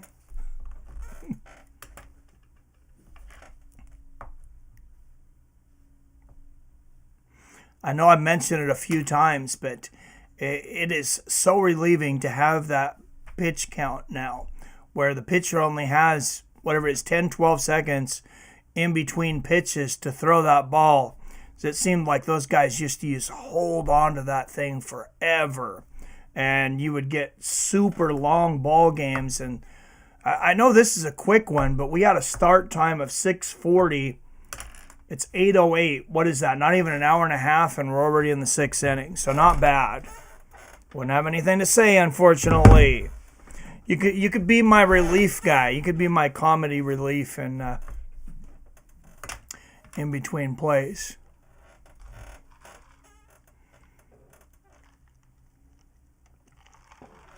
Do they have like a Major League Baseball, some kind of like a CFL kind of thing in Canada? I know you guys have the Toronto Blue Jays. Over here, you used to have the Montreal Expos as well, but I never hear anything else about Canadian baseball. All right, bottom of the 6th, Sam Haggerty batting 9th, and Fried throws it high and inside on that one, 1-0. Haggerty grounded out in the 3rd. 87th pitch of the game coming up for Fried. And that one's outside, an 88-mile-an-hour changeup, 2-0 to Haggerty. I haven't seen anybody warming up in the bullpen. Fried's still been pitching a heck of a game, but he does seem to be getting just slightly looser with these pitches. And Haggerty gets a hold of that one. It's going to go foul. So 2-1. Only series of the year for these two teams. Mariners 12-10 all-time record versus the Braves. So a very rare matchup for these two teams. Just 22 games played in history. And that's a 93-mile-an-hour fastball inside from Fried. 3-1 the count on Haggerty.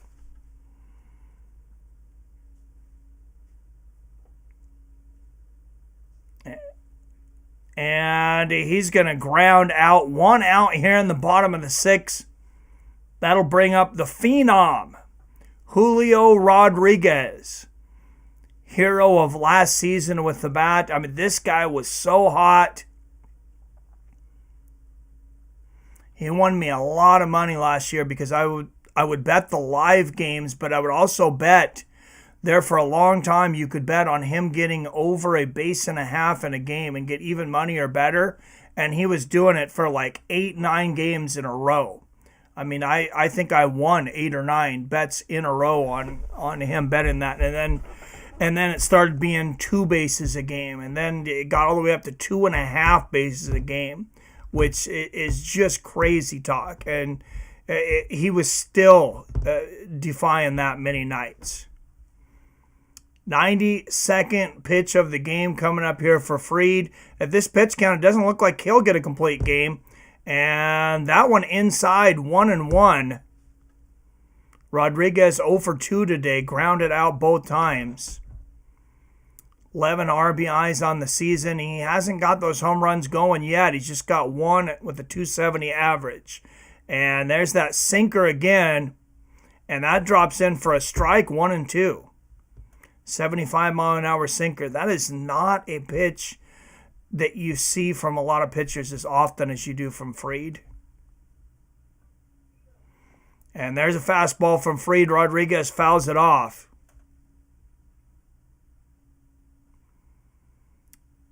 1-2 here. 95th pitch of the game coming up for Fried.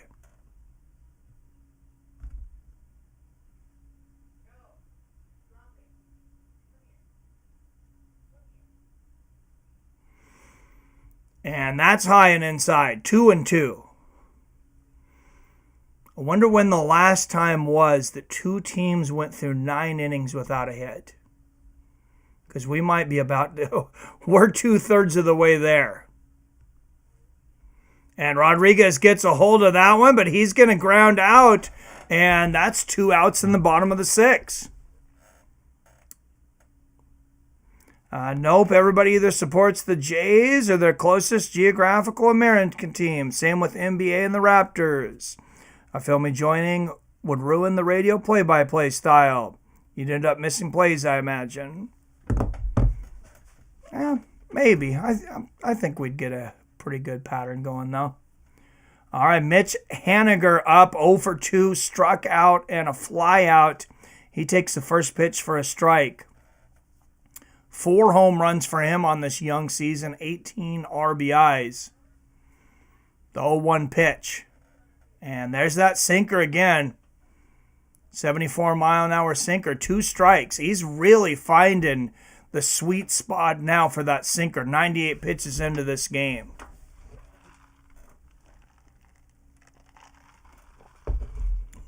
One of the true great pitchers of today. And that one gets in the dirt. He's lucky nobody was on base for that one. We might have had a stolen base. So 1-2. And Max Fried will hit the century mark with this pitch. 100 pitches thrown. The 1-2 pitch. And a swing. And Haniger's going to ground out and retire the side. And we go into the top of the 7th. Scoreless, hitless, errorless here in Seattle.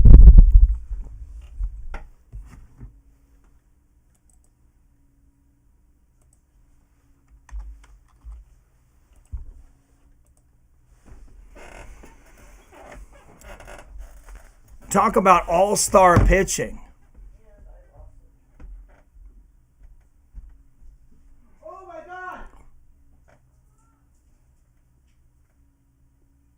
There hasn't even really been anything close to a hit outside of the first inning. Towels.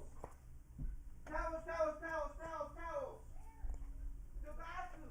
I left you money, and the drain doesn't fucking work anymore. No, I don't think you'd ruin anything, Wyatt. Though I think we get a pretty good rhythm going.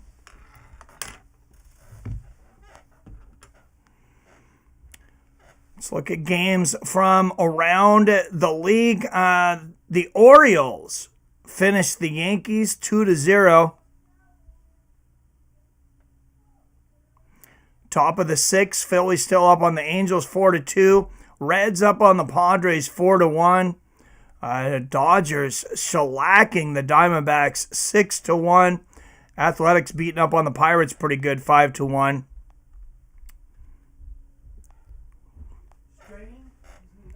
And we went over the wins from earlier.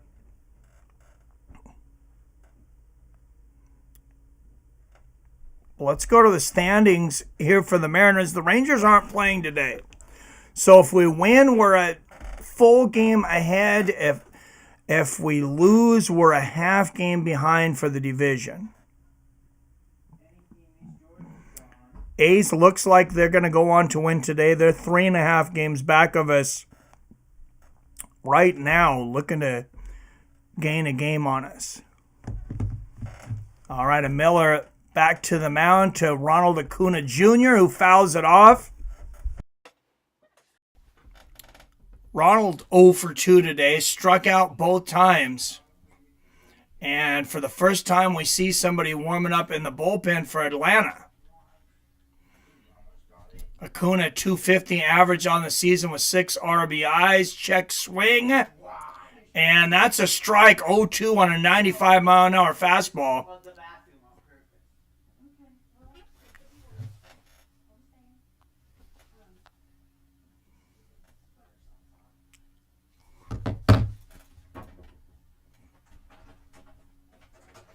That was just the craziness that always seems to be happening when I'm streaming lately, Wyatt.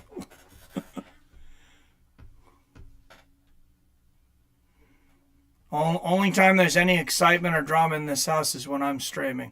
78 pitch here from Bryce Miller, and that's a hit from Acuna, and off the glove. And that's going to be, if it's not ruled an error, that will be the first hit of this game off the glove of Dylan Moore. And the decision is a hit. So first hit of the game gave up for Bryce Miller.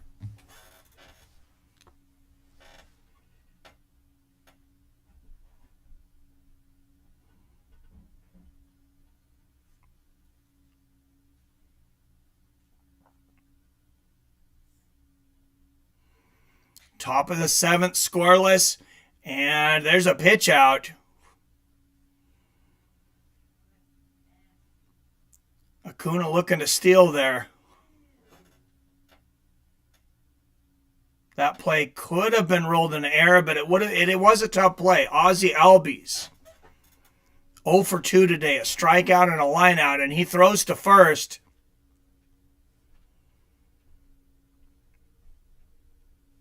Ozzie Albies, 321 on the season with 16 RBIs, a couple of dingers.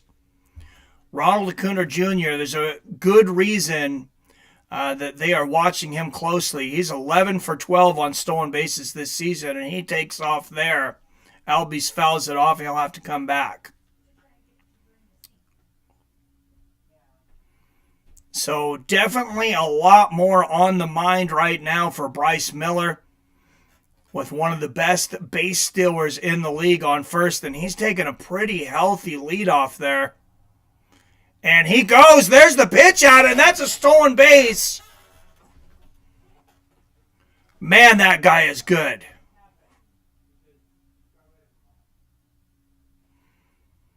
There's not a whole lot more that Rowley and Miller could have done there to get Acuna, and wow. Moore misses the tag by probably a fraction of a second. Just slid right under it. So a man on second, no outs. 1-2 pitch to Ozzie Albies, and that one's in the dirt. 2-2. And Bryce Miller moves to third. Acuna. Man, Acuna's fast. He was leading off halfway. He's so cocky, he was leading off halfway. Usually guys only do that with 2 outs. He's doing that with no outs. And here's the pitch to Albies. He fouls that off. 2-2. But Acuna, kind of a one-man team right here. Gone on barely with a hit off of the glove of Moore, and then quickly steals 2 bases. 2-2 is the count here on Ozzie Albies, who, if you're going by averages, is due for a hit. And he gets a hold of that one, and he cranks it off of the center field fence, and a run scores.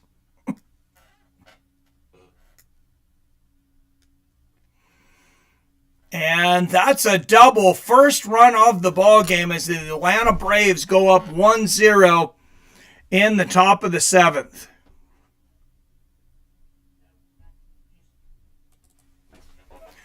Look at that. Wow, he really got a hold of that one. That was like the old school Ken Griffey Jr. style, where it looks like they're golfing, getting underneath it. And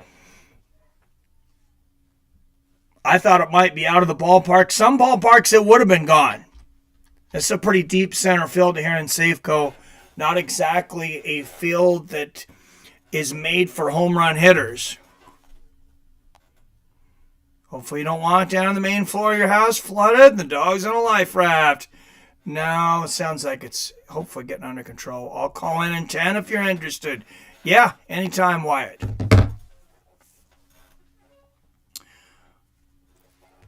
Wyatt, the oftentimes co-host of my other channel, Fights of Friends. So,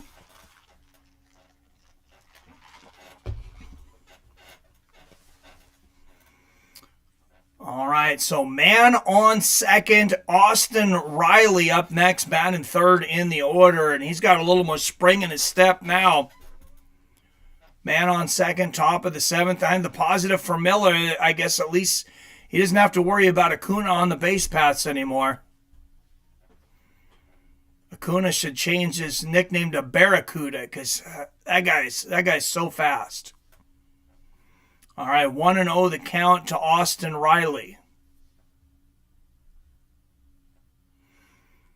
And the pitch, check swing. Did he go? They're going to say he did. 1-1.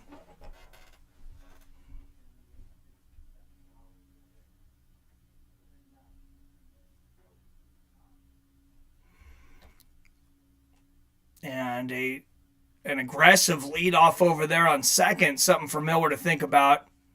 94-mile-an-hour fastball outside plate. And outside of the strike zone, 2-1 to Austin Riley. 88th pitch of the game coming up here for Miller.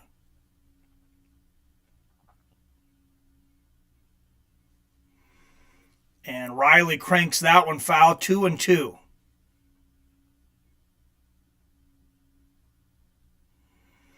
"88 pitches in. Bryce has not lost anything on these pitches.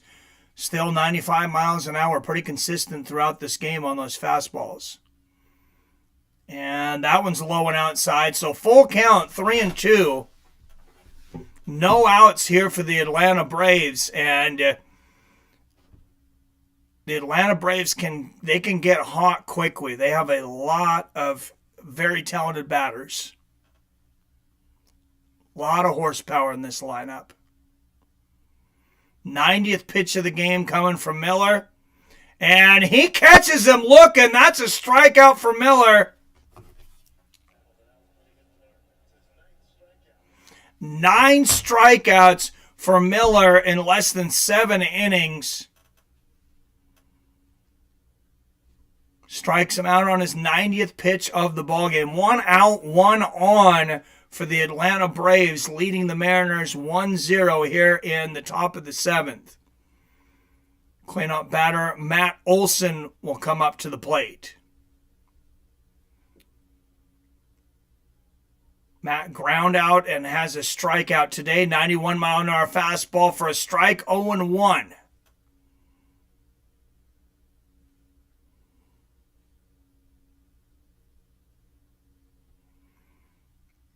And kind of a floating sinker there, almost a pitch out there from Olson. 1-1 the count. What's up, Phil D-Roll in the house? Cheers, my friend. Cheers and beers. It's after work, so I know you got the beers. 81-mile-an-hour change out, right in the oh, they said that is not a strike. I thought it was. 2-1.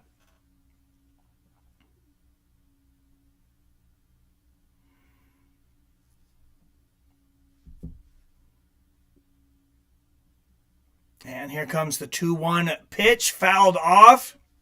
2-2 to Matt Olson.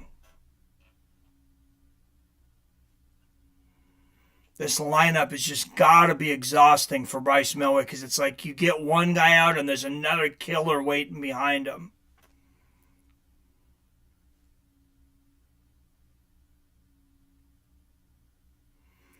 Two-two pitch. And he got him looking once again. Bryce Miller retires the side, but not before... 2 outs. 2 outs and still a man on second. Wishful thinking on my part. I jumped the gun. Maybe that's because I didn't want to see Marcell Ozuna, who's at bat right now. And he gets a hold of that one. Wow, we're lucky that was foul because that's in the upper decks. That's in the cheap seats. Man, when this guy gets a hold of it, watch out. That was almost a 2-run homer there. 9 home runs already on this young season for him, 31 RBIs, 333 average. And he gets a hold of that one too, but pops it up, and that's going to be a pop fly. And that is the side. And here is the 7th inning stretch. Jorge Polanco, Mitch Garver, and Kyle Rowley will come to bat when we come back. And here we have our 7th inning stretch.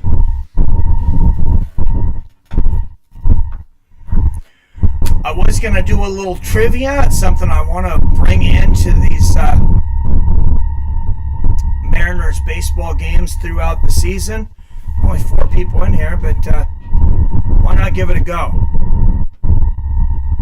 All right, I know this is some regulars, some fights of friends, so you may not know a lot of Seattle trivia, but what pitcher for the Seattle Mariners was called the Big Unit? That was his nickname. 6'10", they called him the Big Unit. Had a long curly hair. Went on to win 1, maybe 2 World Series with the Arizona Diamondbacks. Him and Kurt Schilling were the terrible twosome over there in Arizona. One of the most feared duos in pitching history. This pitcher also was the only guy, I think, to kill a bird in an All-Star game. He threw a pitch, and he threw it so fast that a bird flew by at the same time, and the ball hit this bird, and you just see feathers go everywhere.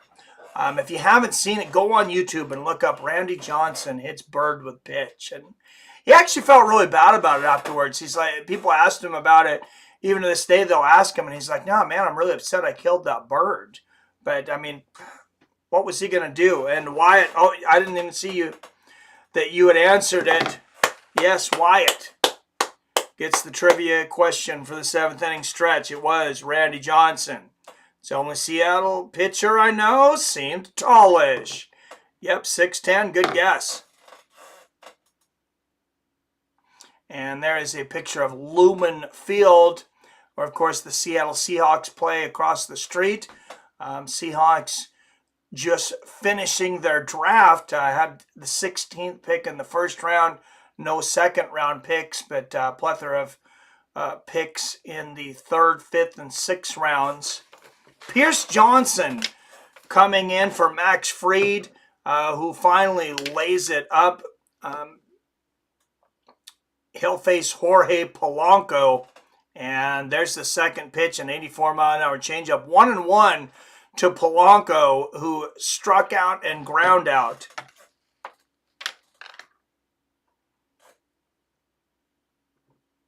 Here's the 1-1 pitch from Johnson, way inside.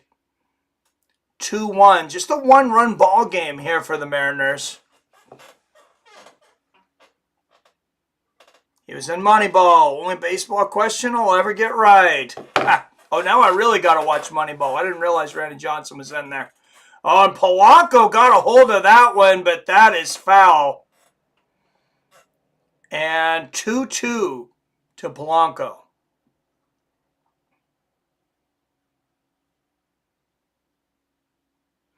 Mariners running out of time to get on the board here. And the pitch, and that one's low. 3-2. We'll see if Polanco can draw the walk here. If he can, they're going to have to pitch to the cleanup, Mitch Garver. And some activity in the bullpen now for the Mariners as well. And there's the pitch, and a big swing from Polanco. And Johnson strikes him out, 1 out in the bottom of the 7th.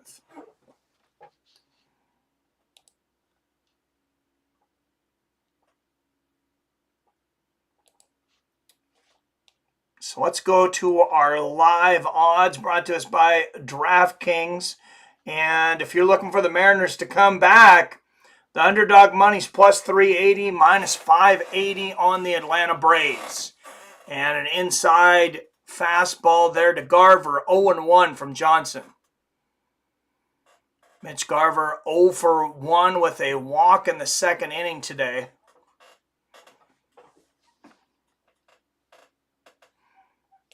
And that one high and inside. Oh no, they say that was a strike. Garver apparently a little closer to the plate maybe than I thought he was. 0-2. So Johnson taking over where Fried left off. And he gets Garver swinging with that one. 2 outs here in the bottom of the 7th. Atlanta Braves can do no wrong today.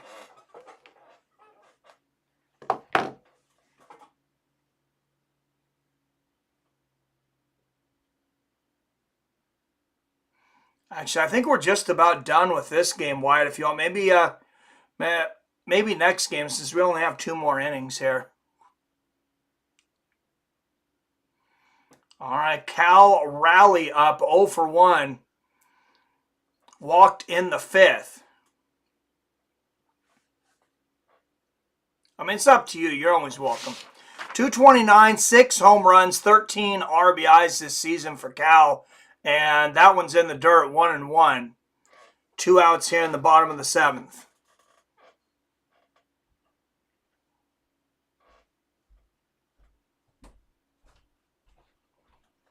$11 pitches, 12th pitch coming up for the reliever Johnson. 86-mile-an-hour changeup, and that's a strike. 1-2 on Cal Raleigh.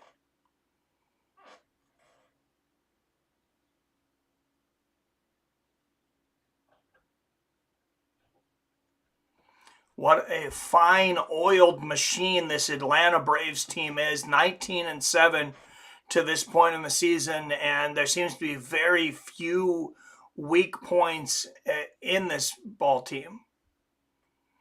And there's a pitch. That one in the dirt. So 2-2 on Raleigh.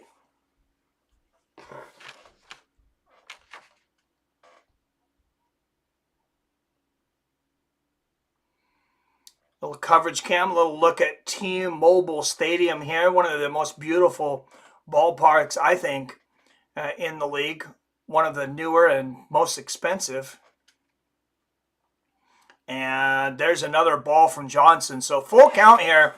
3-2 on the 87-mile-an-hour fastball that was low there from Johnson. 3-2, 2 outs, bottom of the 7th. Johnson can end this with 1 pitch. And he gets Raleigh swing. Oh, no, Raleigh checked it off. That's a check foul. He barely got a hold of it. So still alive here in the bottom of the 7th is Cal Raleigh. Ty France on deck. They just need 1.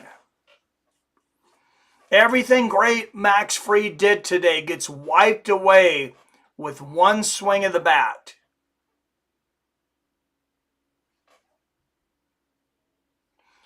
And Cal almost did it there. That's barely foul. He really ripped that one, though.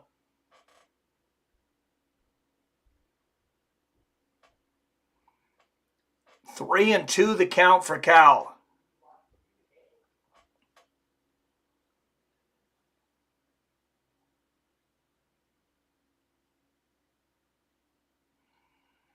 The pitch and fouls it off one more time.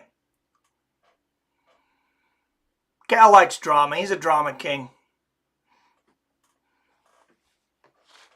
Cal Raleigh, 30 home runs last season, led all Major League Baseball catchers. He's led all catchers in home runs the last 2 seasons. See if he can do it for a 3rd this year. The 3-2 pitch from Johnson. Catches him swinging, and Johnson strikes him out. We go into the top of the 8th. Braves leading the Mariners 1-0.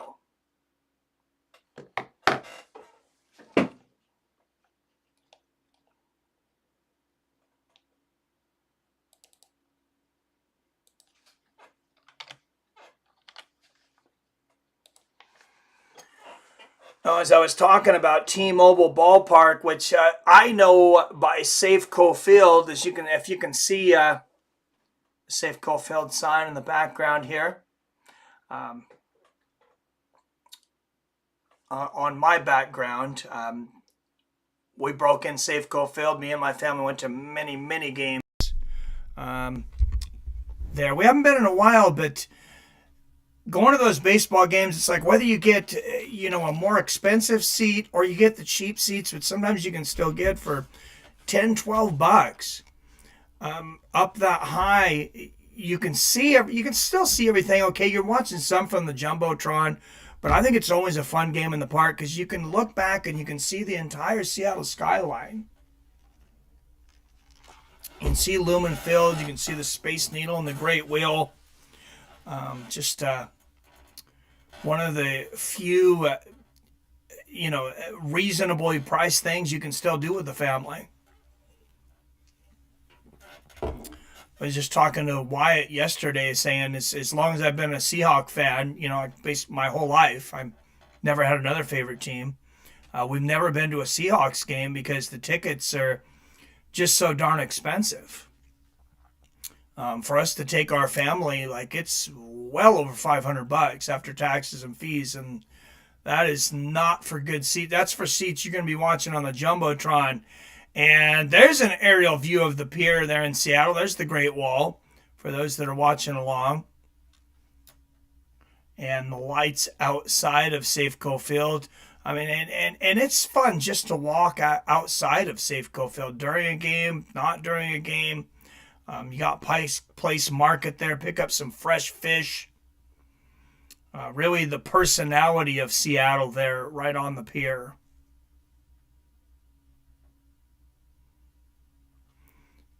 And that ball hit hard from Bolton, and he grounds out. Hit off of Bolton. Bolton coming in for the Mariners. Let me pick this up here. Trying to pick up Wyatt's call here.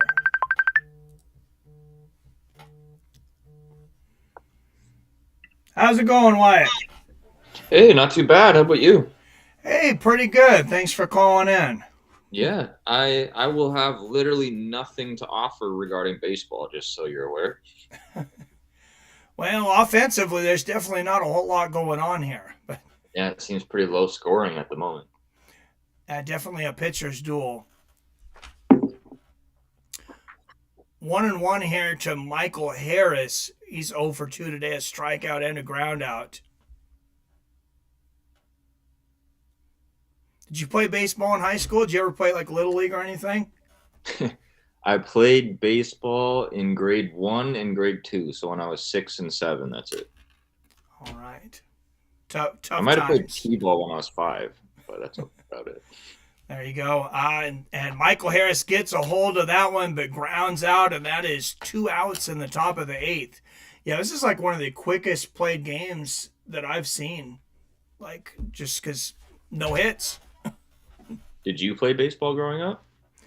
No, I never did. I never played t-ball or Little League or any of that. Just PE and little pickup games in the park. So how did you get into it? Watching it? My Uncle Joe was a big Mariners fan, and I would go over to his house all the time and started watching it and just fell in love with some of the teams. Fair enough. Have you ever been to a Mariners game in your entire life? Oh, I've been to Mariners. Oh, yeah, we've been to probably... Oh, sorry, I was getting them confused, right? You've been to a bunch of Mariners games, you haven't been to any Seahawks games. I haven't been to any Seahawks games, yeah. Gotcha. All right, 1-1 the count here on Travis Denard, and there's a check swing, and he went around 1-2. 87-mile-an-hour fastball there from Bolton. It's funny because I've been to one of every major sport that we have out here. Because I've been to one NHL game, a Canucks game. I've been to one NBA game, a Raptors game. And I've been to one MLB game, which was actually a Mariners game. Oh, really? Yeah. Back when Ichiro Suzuki played for them. Yep.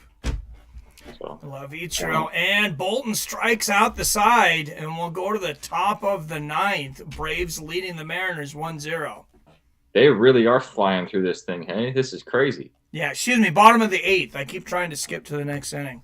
So bottom of the eighth.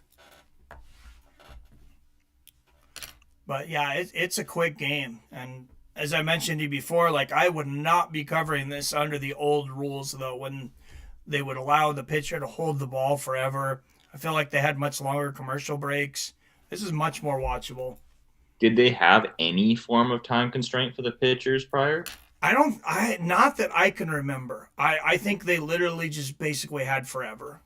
So they could hold the ball for 30 minutes and it's not a foul or anything? Well, they would hold on, I don't know about 30 minutes. There might have been some constraint, but I don't know what it was if they had it. If somebody knows, let us know. But maybe 3 minutes. I don't know. It was like forever, though. Damn. And they would sit there. They'd hold on to the ball. They'd spit some tobacco. They'd walk over and talk to the catcher, walk back, spin around on the mound a little bit, call out the pitching coach, talk to him for a second. I mean, like, it was ridiculous. Jesus. Yeah. Yeah, that's pretty nuts. I started thinking the guys were getting bonuses for taking longer in between pitches.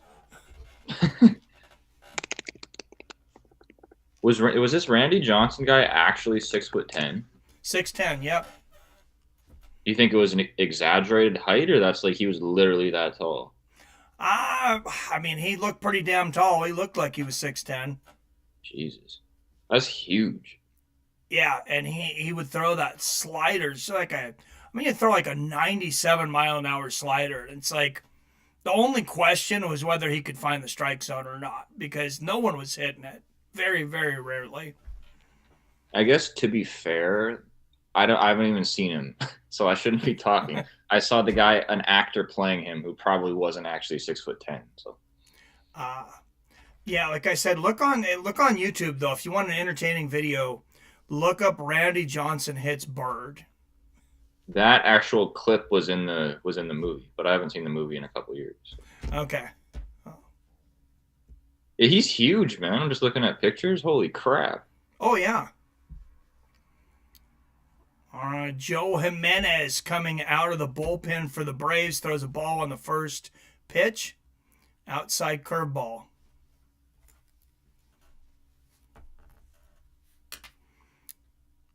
Ty France up for the Mariners. Takes it.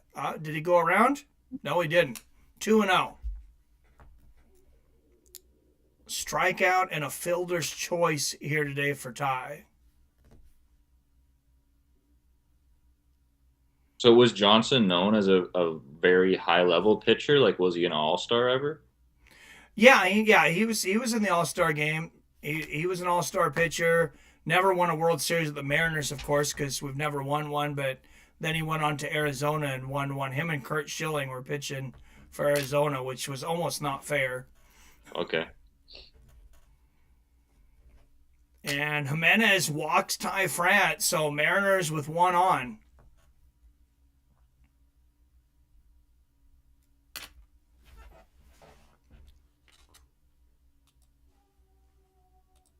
Yeah, I love the live odds in these baseball games like this because what the heck? Mariners are only plus 120 right now. How in the world is that? And the Braves are minus 150. That's almost like a glitch in the system.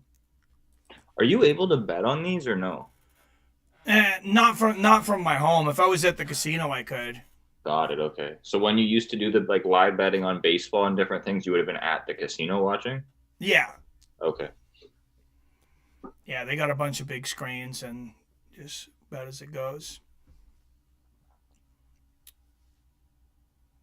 Second pitch, a ball here from Jimenez. So 1-1 on Josh Rojas, 297 for the season. And Rojas gets a hold of that one, and that's a hit.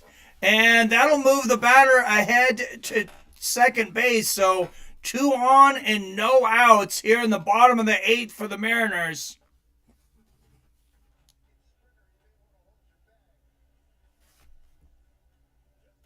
Well, now you know why they're only plus 120. Yeah, because what do they call it? Because damn Vegas cheats. It's not enough. They get like 30 points, minus 160 on one side, plus 130 on the other. They know what's going on 30 seconds ahead. Well, yeah. Do you think they do? Maybe it is pre-recorded 30 seconds. Well, no, it's not 30, but it's the TV delay. So it's at least 7 seconds. Mm. Luis Urias up 0-1 today with one walk. 2 on, no outs here in the bottom of the eighth, looking to punish Jimenez.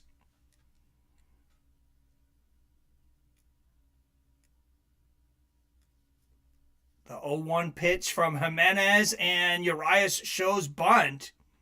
Brings it back 1-1. 84-mile-an-hour changeup got away from Jimenez there. Are both these teams above 500 right now?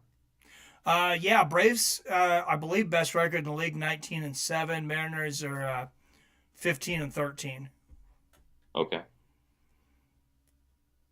19-7 is the best in the whole league. That's kind of surprising. I'd have to look. I could be wrong. I have to Yeah, look. you around keep the watching. league. I can look it up. I got nothing better to do. Yeah.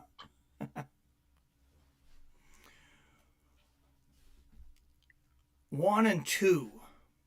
The count here with 2 on and no outs. Yeah, you're right. That seems weird. 19-7 is the best record in the whole league. Nobody's remotely close to undefeated. I mean, that's oh yeah, no, you don't get it. I mean, the most games anybody when the Mariners won the most games in history in 2001, it was 116 out of 162 games. Right. I just mean because they're so early in the season. Yeah. All right, 2-2 pitch to Urias. He gets a hold of that one. He's going to foul it off, and it will go into the crowd. I mean, overall, I think that's a really good thing, though. That means that the league's very balanced, and you don't have any of these like dog shit teams and these all-star teams all competing in the same league. So I think that's a great thing. Yeah, I mean, you definitely have like the really poor teams that You have a few of them in baseball that basically that they're going to be last in their division every year. Milwaukee Brewers, Pittsburgh Pirates, like they haven't been good in years because they don't spend any money. But there's only a few of those. The Brewers are 17-11 this year. Okay, hey, maybe they'll have a good season this year. And Jimenez catches him swinging. That's a strikeout, 1 out for the Mariners. Jimenez striking out Urias. Because, I mean, you compare it to the NBA, who has about half as many games. It might be exactly half as many games. And they had, a couple years ago, maybe it was last year, I'm not sure. They had, I don't even remember what team it was, 76ers maybe? No, it couldn't have been them. Anyway, there was maybe Detroit that they lost 30 games in a row. They seriously lost 30 games in a row? Holy crap. If it wasn't 30, it was high 20s. Again, I can look it up now. That's insane. All right, Mariners bringing in a pitch runner, Leo Hivas, taking over on second base. 28. Wow. Man, that's got to be depressing for that team. Imagine being a fan of them. Yeah, to be a fan, for sure, it'd be brutal. You bought season tickets, and you have to decide whether you want to go and watch that garbage every night. Well, I mean, to be fair, it was Detroit, so they already live in garbage. So it's like the tickets were probably free. This is true. Trying to get people to move back to Detroit. And a swing and a miss from Luke Raley. 0-2 now with 2 on. So as long as Haggerty doesn't hit into a double play here, we'll see the top of the lineup here of Julio Rodriguez. It looks like it's frozen. And there's a hit for the Mariners. And bases loaded with Julio Rodriguez coming up. Yeah, it said OBS disconnected for a moment and reconnected. I don't know why that's been happening to me recently. Looks good now. All right.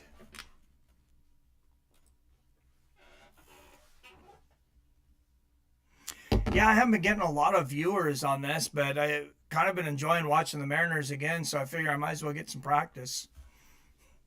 There's got to be a way to get more viewers for this kind of stuff. I can't imagine there's much competition. And again, I think just like PBR says, just like the radio style is kind of enticing. So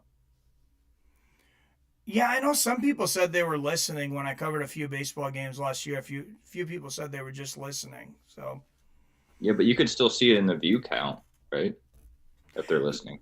yeah, there's only four people in here. But, One of them's me. yeah, one of them's PBR. I haven't seen Robert here today for once. I hope he's alive. Jesus Christ, that was depressing. I mean, he's always here, man. Robert, I believe in you, buddy. I think you're alive. All right, I shouldn't say things like that. Knock on wood. Yeah, he's not the healthiest chap in our community. Who is? None of them are. It might be you. Oh, it better not be. that would be so sad. Dude, I'm not healthy. I'm not And healthy first at all. pitch from Jimenez goes outside 1-0. I mean, Julio Rodriguez, he could just walk here and tie the game. He does have one career grand slam. And man, he really swung at that one. 1-1. I think the healthiest person in our community is probably you. Oh, I don't know about that. I Maybe, mean, yeah, maybe if I want to drop 80 pounds. did you put on more weight? I did. I put on weight like all the way up to Vegas, and then I've been dropping since I came back. Okay. I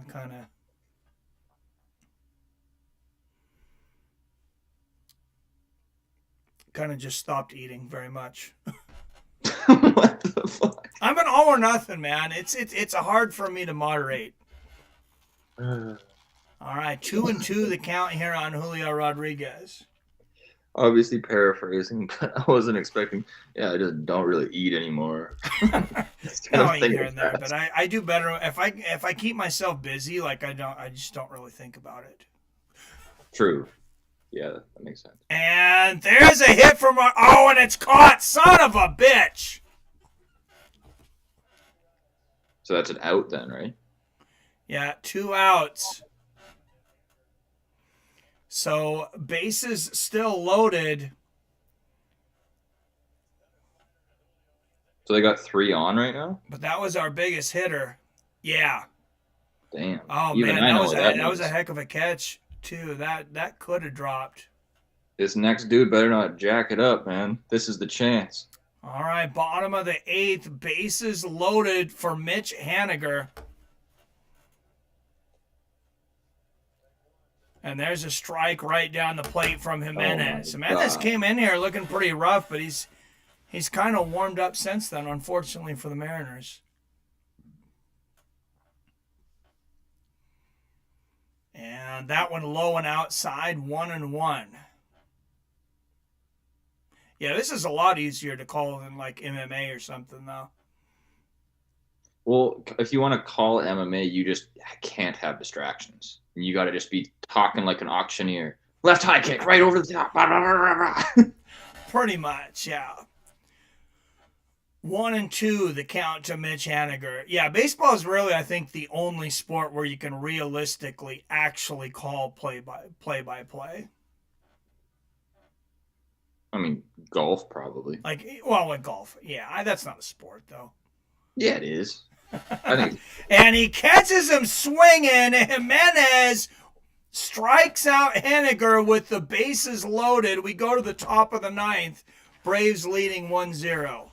So that was a colossal fuck up, right? That sucked. Yeah, they left the bases loaded. Man. That's brutal. Yeah, this is and I can imagine if you're the starting pitcher for the Mariners, like Bryce Miller. I mean, dude pitched an incredible game, only gave up 1 run, and he'll take the loss if they don't come back.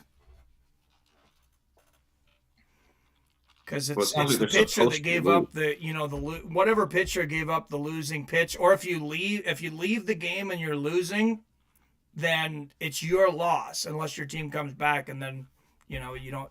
It's not a win or loss for you. Right. Yeah, you are right, though. It'd be impossible to call play-by-play in MMA. Because if you actually called every single strike, then there's no way you're being able to pay attention to the setups and whatnot. Yeah, and honestly, you start to sound kind of stupid sometimes, which I'm sure I have. What if you just call too much stuff? Yeah, Yeah, that makes sense. I mean, not everybody wants to hear about every missed jab. True.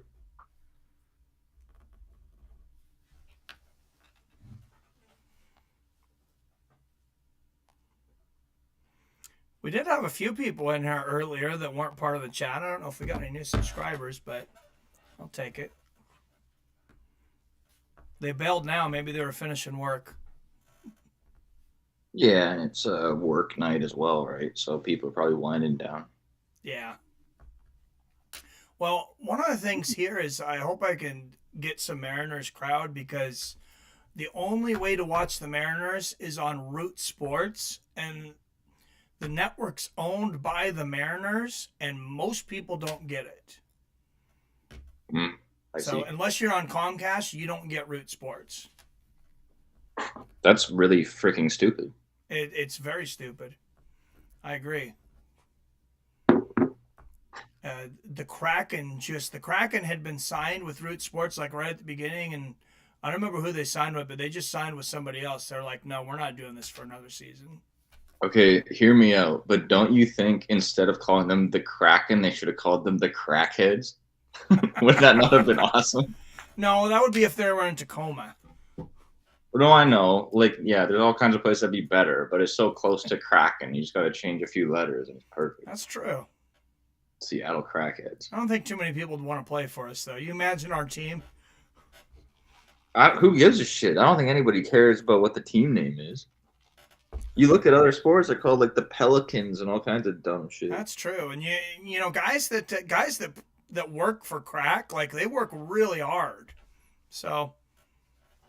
Well, it sounds like a bunch of crackheads are running the business right now because they sell no tickets, nobody watches any games, and apparently you can't even fucking watch it on TV.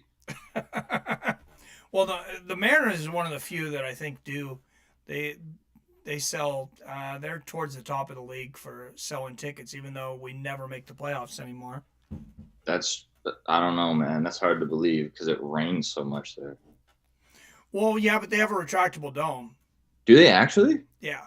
Oh, yeah, you have to here. You get rained out half the time. Oh shit! Okay, I didn't know that. Yeah, a retractable roof is what I meant. Yeah. The Seahawks don't though, right? Yeah, they do. Lumenfield does too. Really? Well, no, I don't know. Maybe they don't. I don't think so. Yeah, maybe they don't because you can play in the rain in baseball. Yeah, that's a good question. I'm not sure. Isn't it CenturyLink or is it not CenturyLink anymore?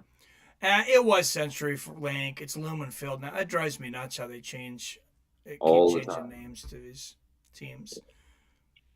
I guess it's T-Mobile Park, but I still normally call it Safeco Field because that's what it started as.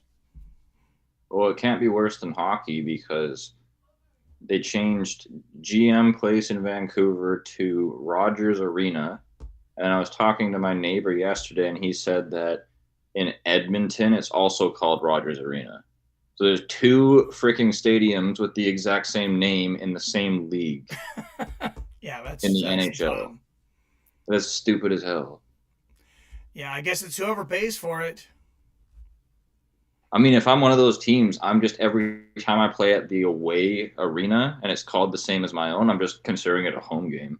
Fuck it. Right. Playing at home. Rogers Arena. Voth 1-2 the count on Ronald Acuna Jr. One on, no outs here for the Braves in the top of the ninth. So, do you have the stream open as well right now? I have a stream on my phone just to watch the comments. Okay, so me, you, PBR. So there's one person watching right now. Well, it doesn't count me if I'm on my own channel, so I guess it's 2. But yeah, Are you sure? pretty sure I can close it. Let me know if it goes down to 3. Okay, go for it.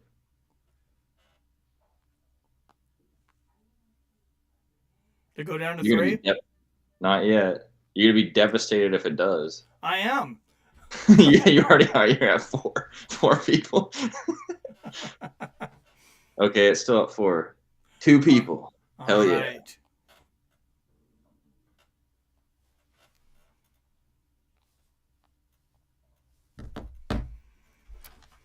All right, 1 on, 1 out here in the top of the 9th. Voth buzzed him on that one. Ozzy Albas up here 0-1. 1 for 3 today. Had an RBI double in the 7th. The only scoring run of the game.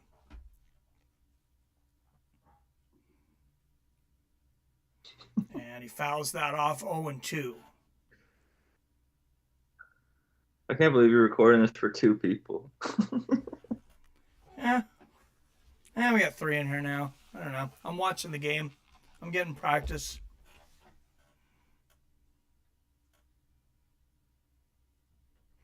And the pitch from Voth. Wow, way inside.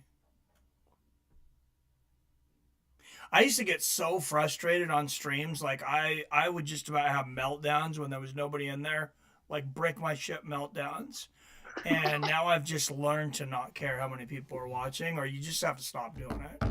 Dude, you're doing it all backwards, man. Because if you freak out and go crazy when there's like 50 people in here, then the views will triple.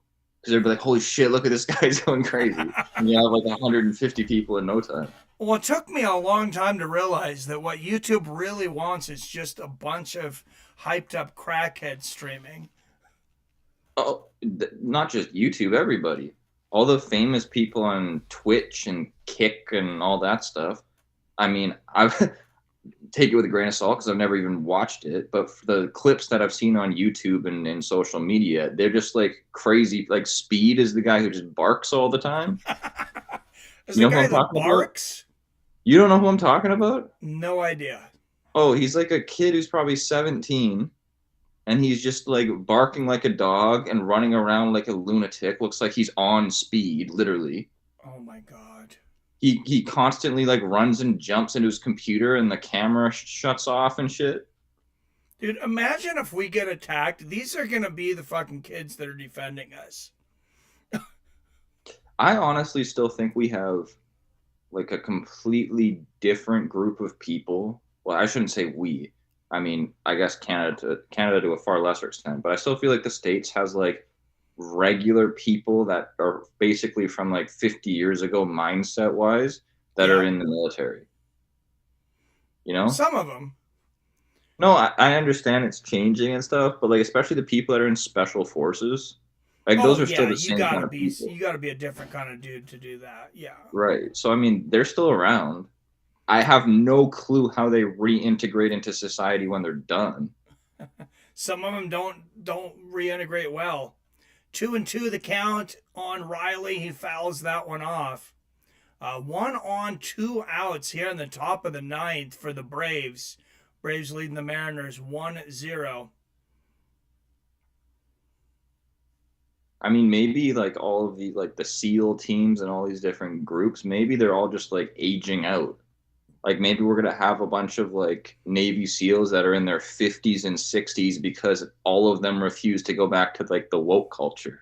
So they Could just be. stay And forever. Voth catches him swinging and strikes out the side. The Mariners will have one more shot here in the bottom of the 9th. Yeah, I don't doubt it. The special forces, like, there's so few of them, they don't make near as big a difference as I think most people probably think they do. Like, Mhm. there's like when you talk about like the Navy SEALs, it's not like there's thousands of Navy SEALs. There's like hundreds in the entire country. Really? I would have guessed. Well, I would have guessed there's about 1,000. I don't think there's anywhere near that many, unless there's more. I mean, it was a long time ago when I was in, but pararescue troopers at the time, there was like It was under 200, and pararescue was the only special forces for the Air Force. And they were, the big special forces for them. But yeah, it was under 200. There's 2,500 active duty Navy SEALs in 2024. Okay, so I was off. All right. Not by a lot. Not a Still lot, not though. very many. Yeah.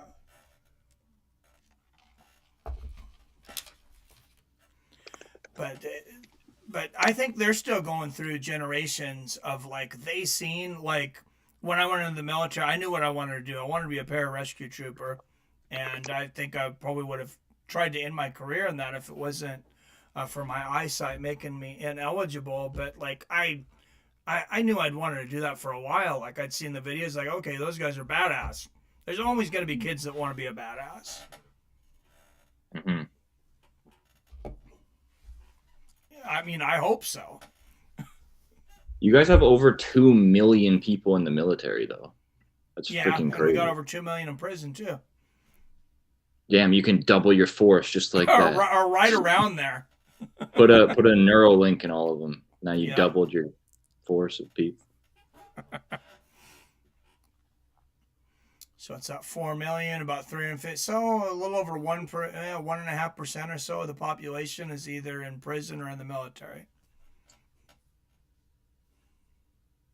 Yeah, you guys got lots of people. Lots more. Yeah. Lots more to join the military or join the prison, right?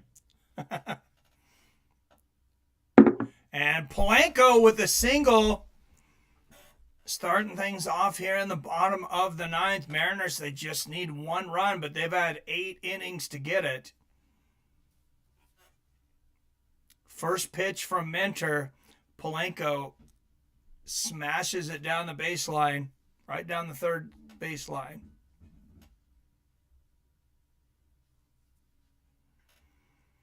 And the cleanup hitter coming up for the Mariners, Mitch Garver. And that one's low and inside 1-0.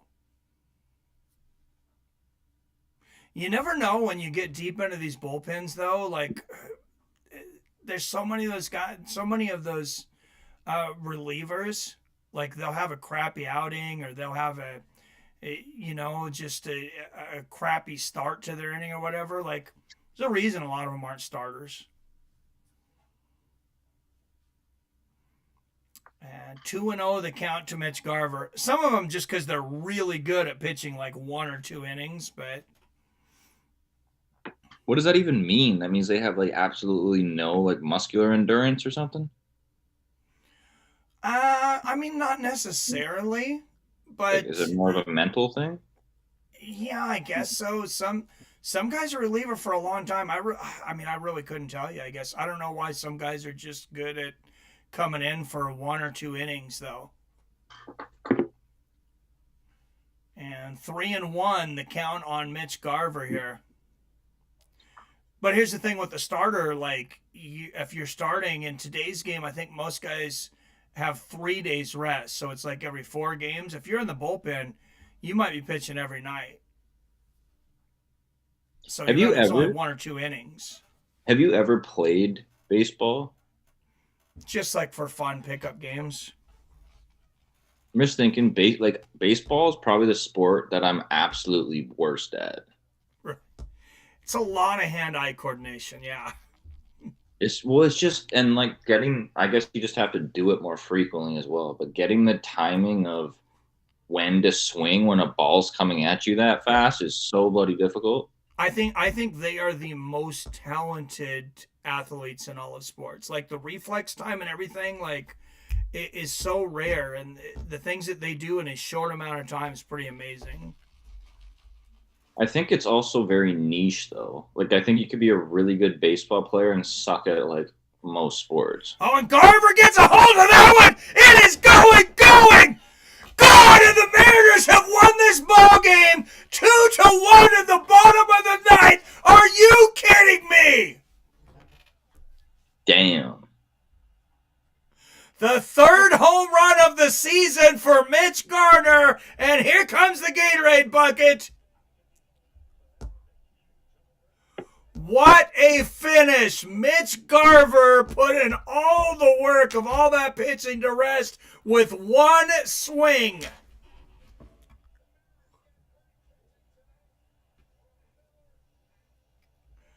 Wow. I meant to check the odds before this inning started, and I did not, but they had to be incredible. That's awesome, man. Yeah. Beat the best team in the league. Yep. And that's one of the things I like about baseball. Like, yeah, you have your lulls and stuff, but in a way, it's kind of like MMA. Like, you can be getting your ass kicked till the very last moment, and then one swing.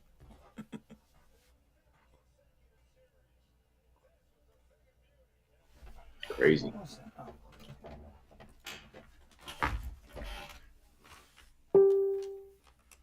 Oh, did I just lose you? You still there? Yeah, I'm still here. Oh, okay.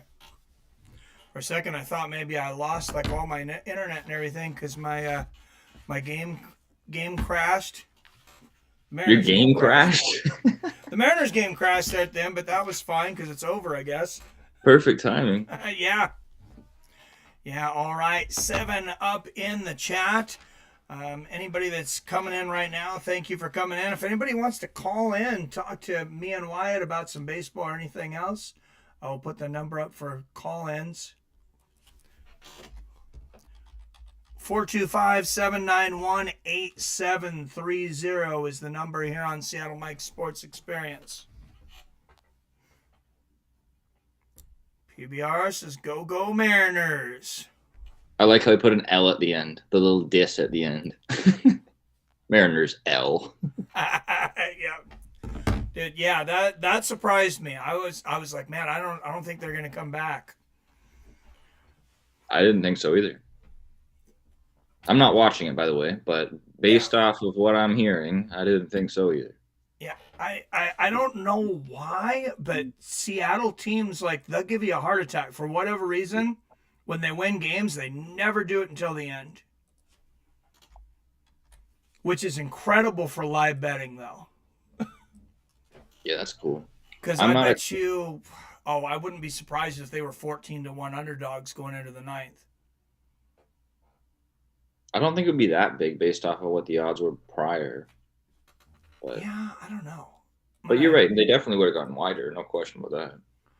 The biggest sports team period out where I am is the Vancouver Canucks in hockey. Yeah. And they're not my favorite even hockey team, and I'm not a hockey fan. But it's hilarious because I remember when I was a kid, like, they were never that good. They were like the team that always made the playoffs but never really did anything with it. Kind of like the Cincinnati Bengals were. Do you remember that? They went on that streak of they made the playoffs like 4 seasons in a row, and they always went out in the first round. Yeah. So they're kind of like that, but they were notorious for always going out to a hot start. They were really like for the years that I was watching, this is probably a little more than a decade ago, I guess. They were really, really good, but they would always get off to a lead. They'd be winning 2-0, 3-1, and then they would just coast. And they would coast like the game's already over, and then they would always lose. That's so frustrating. So, like, you're a Canucks fan, and it would be easy to bet on, you're right, because they're always winning unless they're against, like, one of the top teams, and then you don't know. But they're winning going into the third period, and then everybody's like, oh, my God, please, for the love of God, just try to not suck. And they would just, like, pass it around like jackasses. They wouldn't even try to be offensive, and they'd fucking lose way too often. The odds makers do start to catch on with some of those rhythms, or whatever you want to call them, because I remember some of the games, like Mariners they would be down 2 runs in the top of the 7th or whatever, and they would be like almost even money because they had came back so often. Yeah, no, that's fair. I wonder if they weren't as good at it, like, as I said, like 10, 12 years ago. But I think it very much depends on the sport. Established sports like baseball and hockey, you're probably right. Yeah. Hockey fans seems like a similar kind of thing to baseball to me, because you don't get to see a lot of scores. I think they're almost polar opposites, to be honest, because hockey, especially live, like I think live hockey out of like the big time sports is probably the most entertaining one. It's not even close to my favorite sport, but like I'll give it its credit. And other people who never watch hockey that go to a hockey game, they're like, "Holy shit, this was fucking awesome." Because what you'll find when you go to a hockey game, unlike the NBA in particular, is everybody's into it. You know, like college sports in the US, like everybody's into it. Like that's the kind of atmosphere you get at hockey games, at Yeah. least in Canada. So, I mean that's a big part of it, and also it's extremely fast paced. If a guy gets tumbled over, he could slit somebody's head clean off. Like it's pretty crazy, man. Oh, I love watching hockey. Yeah, I used to go to a lot of semi-pro hockey games because never been to an NHL one, but we have the WHL. I think Hmm. it's W because we play a lot of Canadian teams too. What is it? So Everett? Is that Everett NCF? Silvertips, yeah. Yeah. And then when I was in Eastern Washington, it's Tri City Americans. Okay. And then we always thought it was funny when we were going to go up to Canada to play Regina. Oh my god. I'm sure you've heard that joke way too many times, but Yeah, I've heard it so many times that I didn't even catch on because it just kind of goes past me. Yeah. Dude, Regina's the last place on earth you ever want to live, though. Holy fuck. You want to talk about cold? Jesus Christ. Like, it there's doesn't no. sound like an inviting place. Oh, it's. I mean, they probably named it that because at least when you think of like a vagina, you think of something warm, and they're like, thank God we can at least pretend that we're warm for once. Dude, it's so cold. Like, I've never been, but I know a fair amount of people who have gone. And you go in the winter. Have you ever heard of sun dogs? Yeah, Oh, you have? yeah. I've actually seen. We had one sundog actually in Everett. This is about 10 years ago, and I kid you not, like there was customers at the store. People thought the world was coming to an end because we'd never seen one. Right. Yeah, I mean, like, so the things like that are just a regular occurrence there. Oh And wow. I mean, it gets so fucking cold. Like, let me just read you a stat. Let's see. Regina. Let's just go with last winter, 2023 coldest temperature. Yeah, like this is stupid, man. I'll even do it in the American conversion, but Celsius or Fahrenheit, it's fuck. Minus 55 degrees Fahrenheit before wind chill Wow.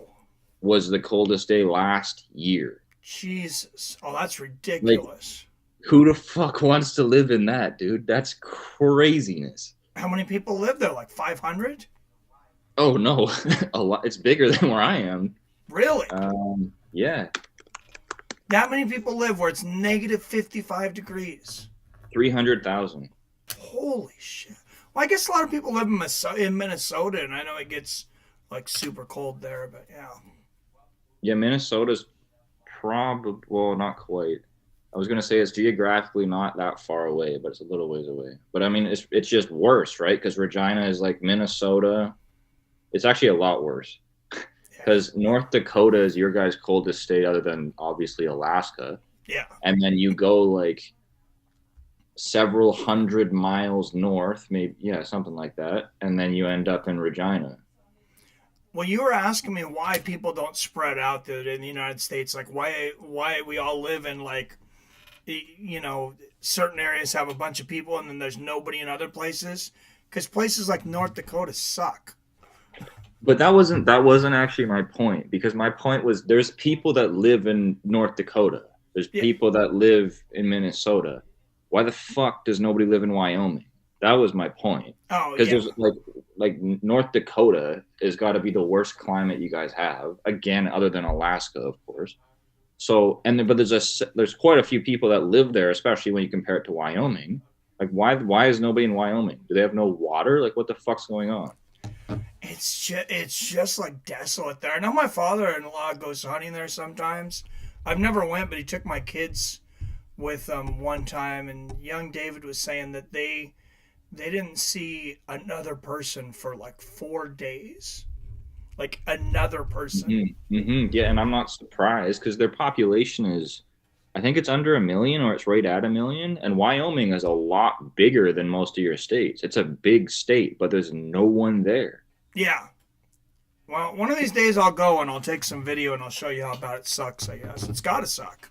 Nobody's But isn't there. it weird they haven't developed it at all? Seems like it. Yeah, it does seem pretty weird. And they don't get like a bunch of tornadoes like Oklahoma. So what the fuck is going on, man? Do they get crazy weather or something? Do they get just like ice storms and shit? Like something's going on. Because why is nobody there? That's a good question. I think we got to research this. Maybe it's the animals. Because I know there's places in like India. Well, I wouldn't think the states would have a problem with this. But have you heard there's a town in India that I think there was between 500 and 1,000 people that lived there.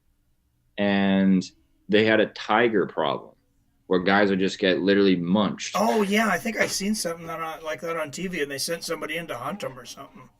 Right, but they failed over and over again. Yeah. So after like several hundred years, they forfeited the land and left it to the tigers. Well, hey, it's about time humans gave something back. But so is that like that is not in your guys' DNA? Americans just like, yeah, the animals won, we're out of here. Like, what the fuck's going on, man? You guys lost to what, wolves or something? What's going on, man? Yeah, I don't know. I am curious what's going on in Wyoming.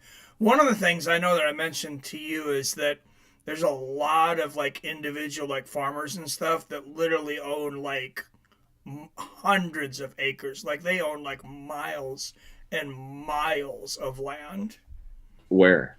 in Wyoming.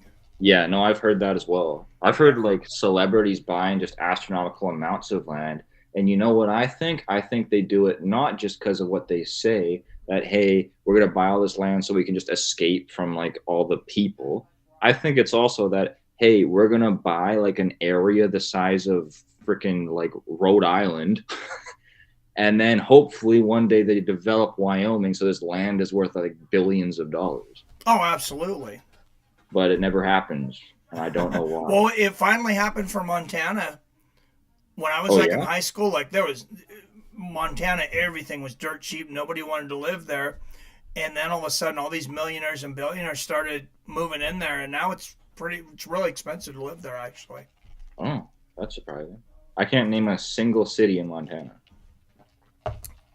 Butte, Helena. Butte? That's the most Canadian sounding name ever. That sounds like how some Canadians say about a boot. PBR says any reason for women to put on more clothes is never good. You got to look at it the other way, man. You can always find the positive. If it's cold, then they got to like cling on to you. Just look at it the other way around.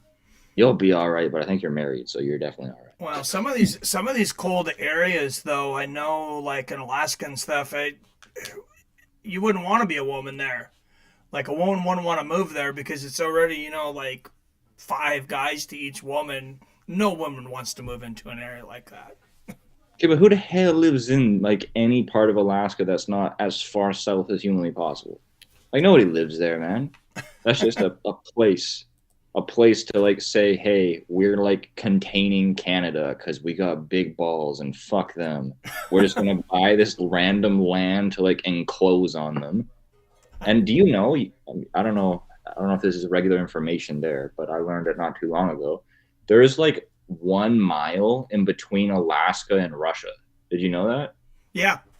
That's crazy. Well, when Sarah Palin ran for president, everybody made fun of her because she goes, "Oh, well, I'm good on foreign policy. I can see Russia from my doorstep," and she really could. Are you sure?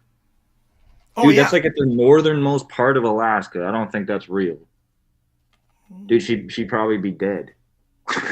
I don't know. Wasilla, wherever Wasilla, Alaska is. Okay.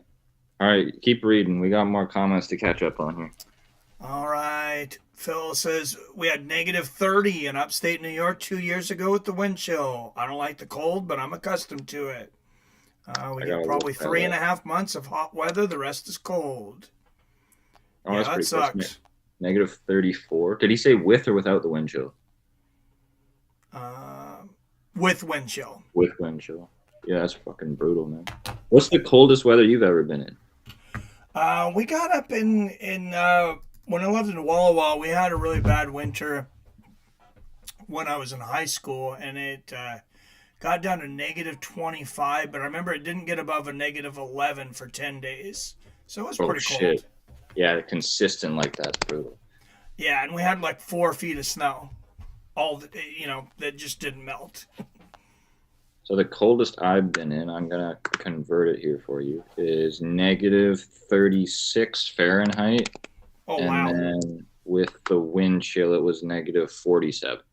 Oh, man. Yeah, no thank you. But that was only for like that was one day, and I was only in that area for like 5 days. So it's not like I live there, and I don't really plan on ever going back for some peculiar reason.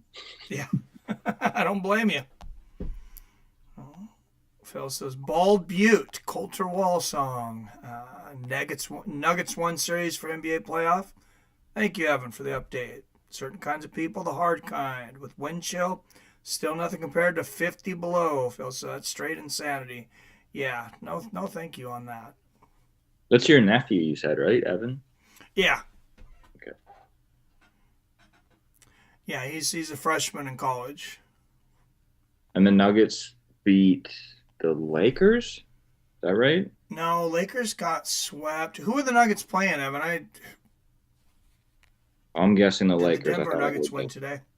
But that would mean LeBron's out, and now we have to wonder if Oh, he's going to you're right. They retire. did beat the Lakers 4-1. I thought they got swept. Okay. So Yeah, is you're right. LeBron finally going to retire, or is he just going to keep pushing till his knees collapse?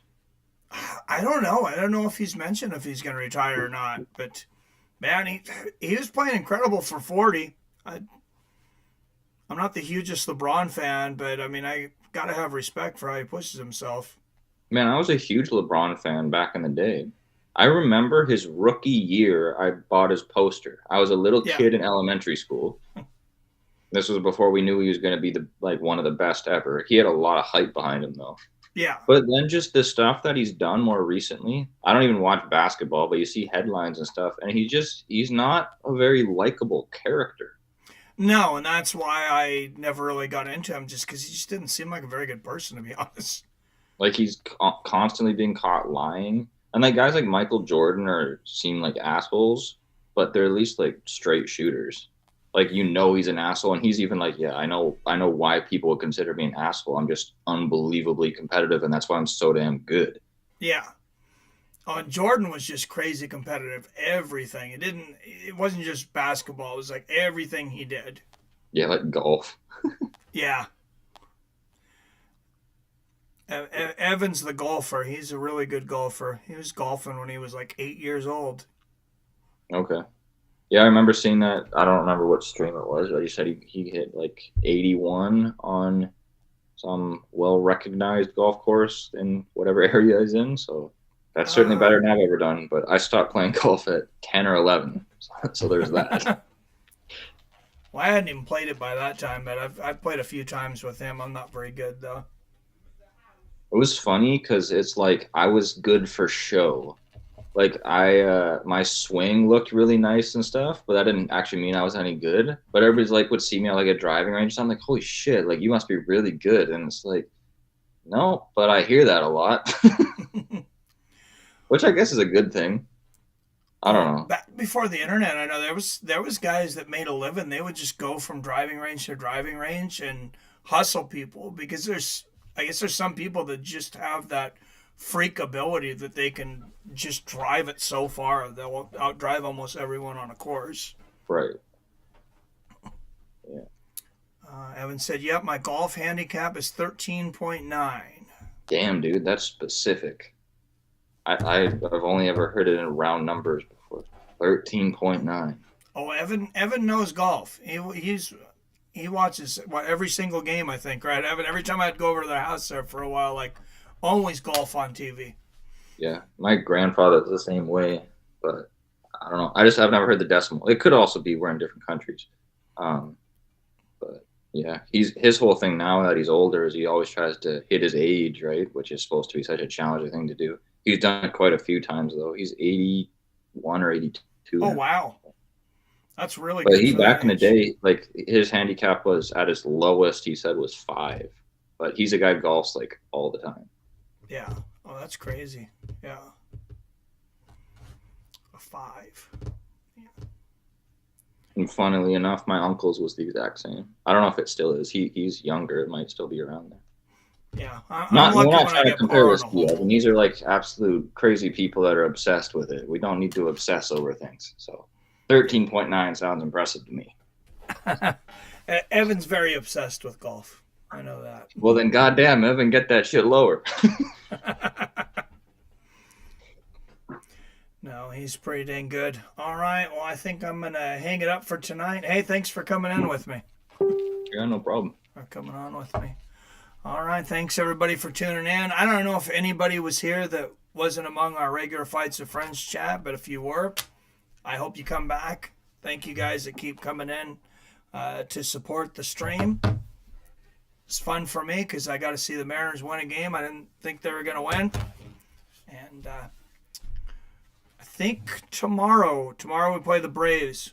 When do the Seattle Mariners play next? Tomorrow, same time, 6:40. Okay. All right. So same time, same channel. Everybody, final score here: Mariners 2, Braves 1, and I'll see you next time.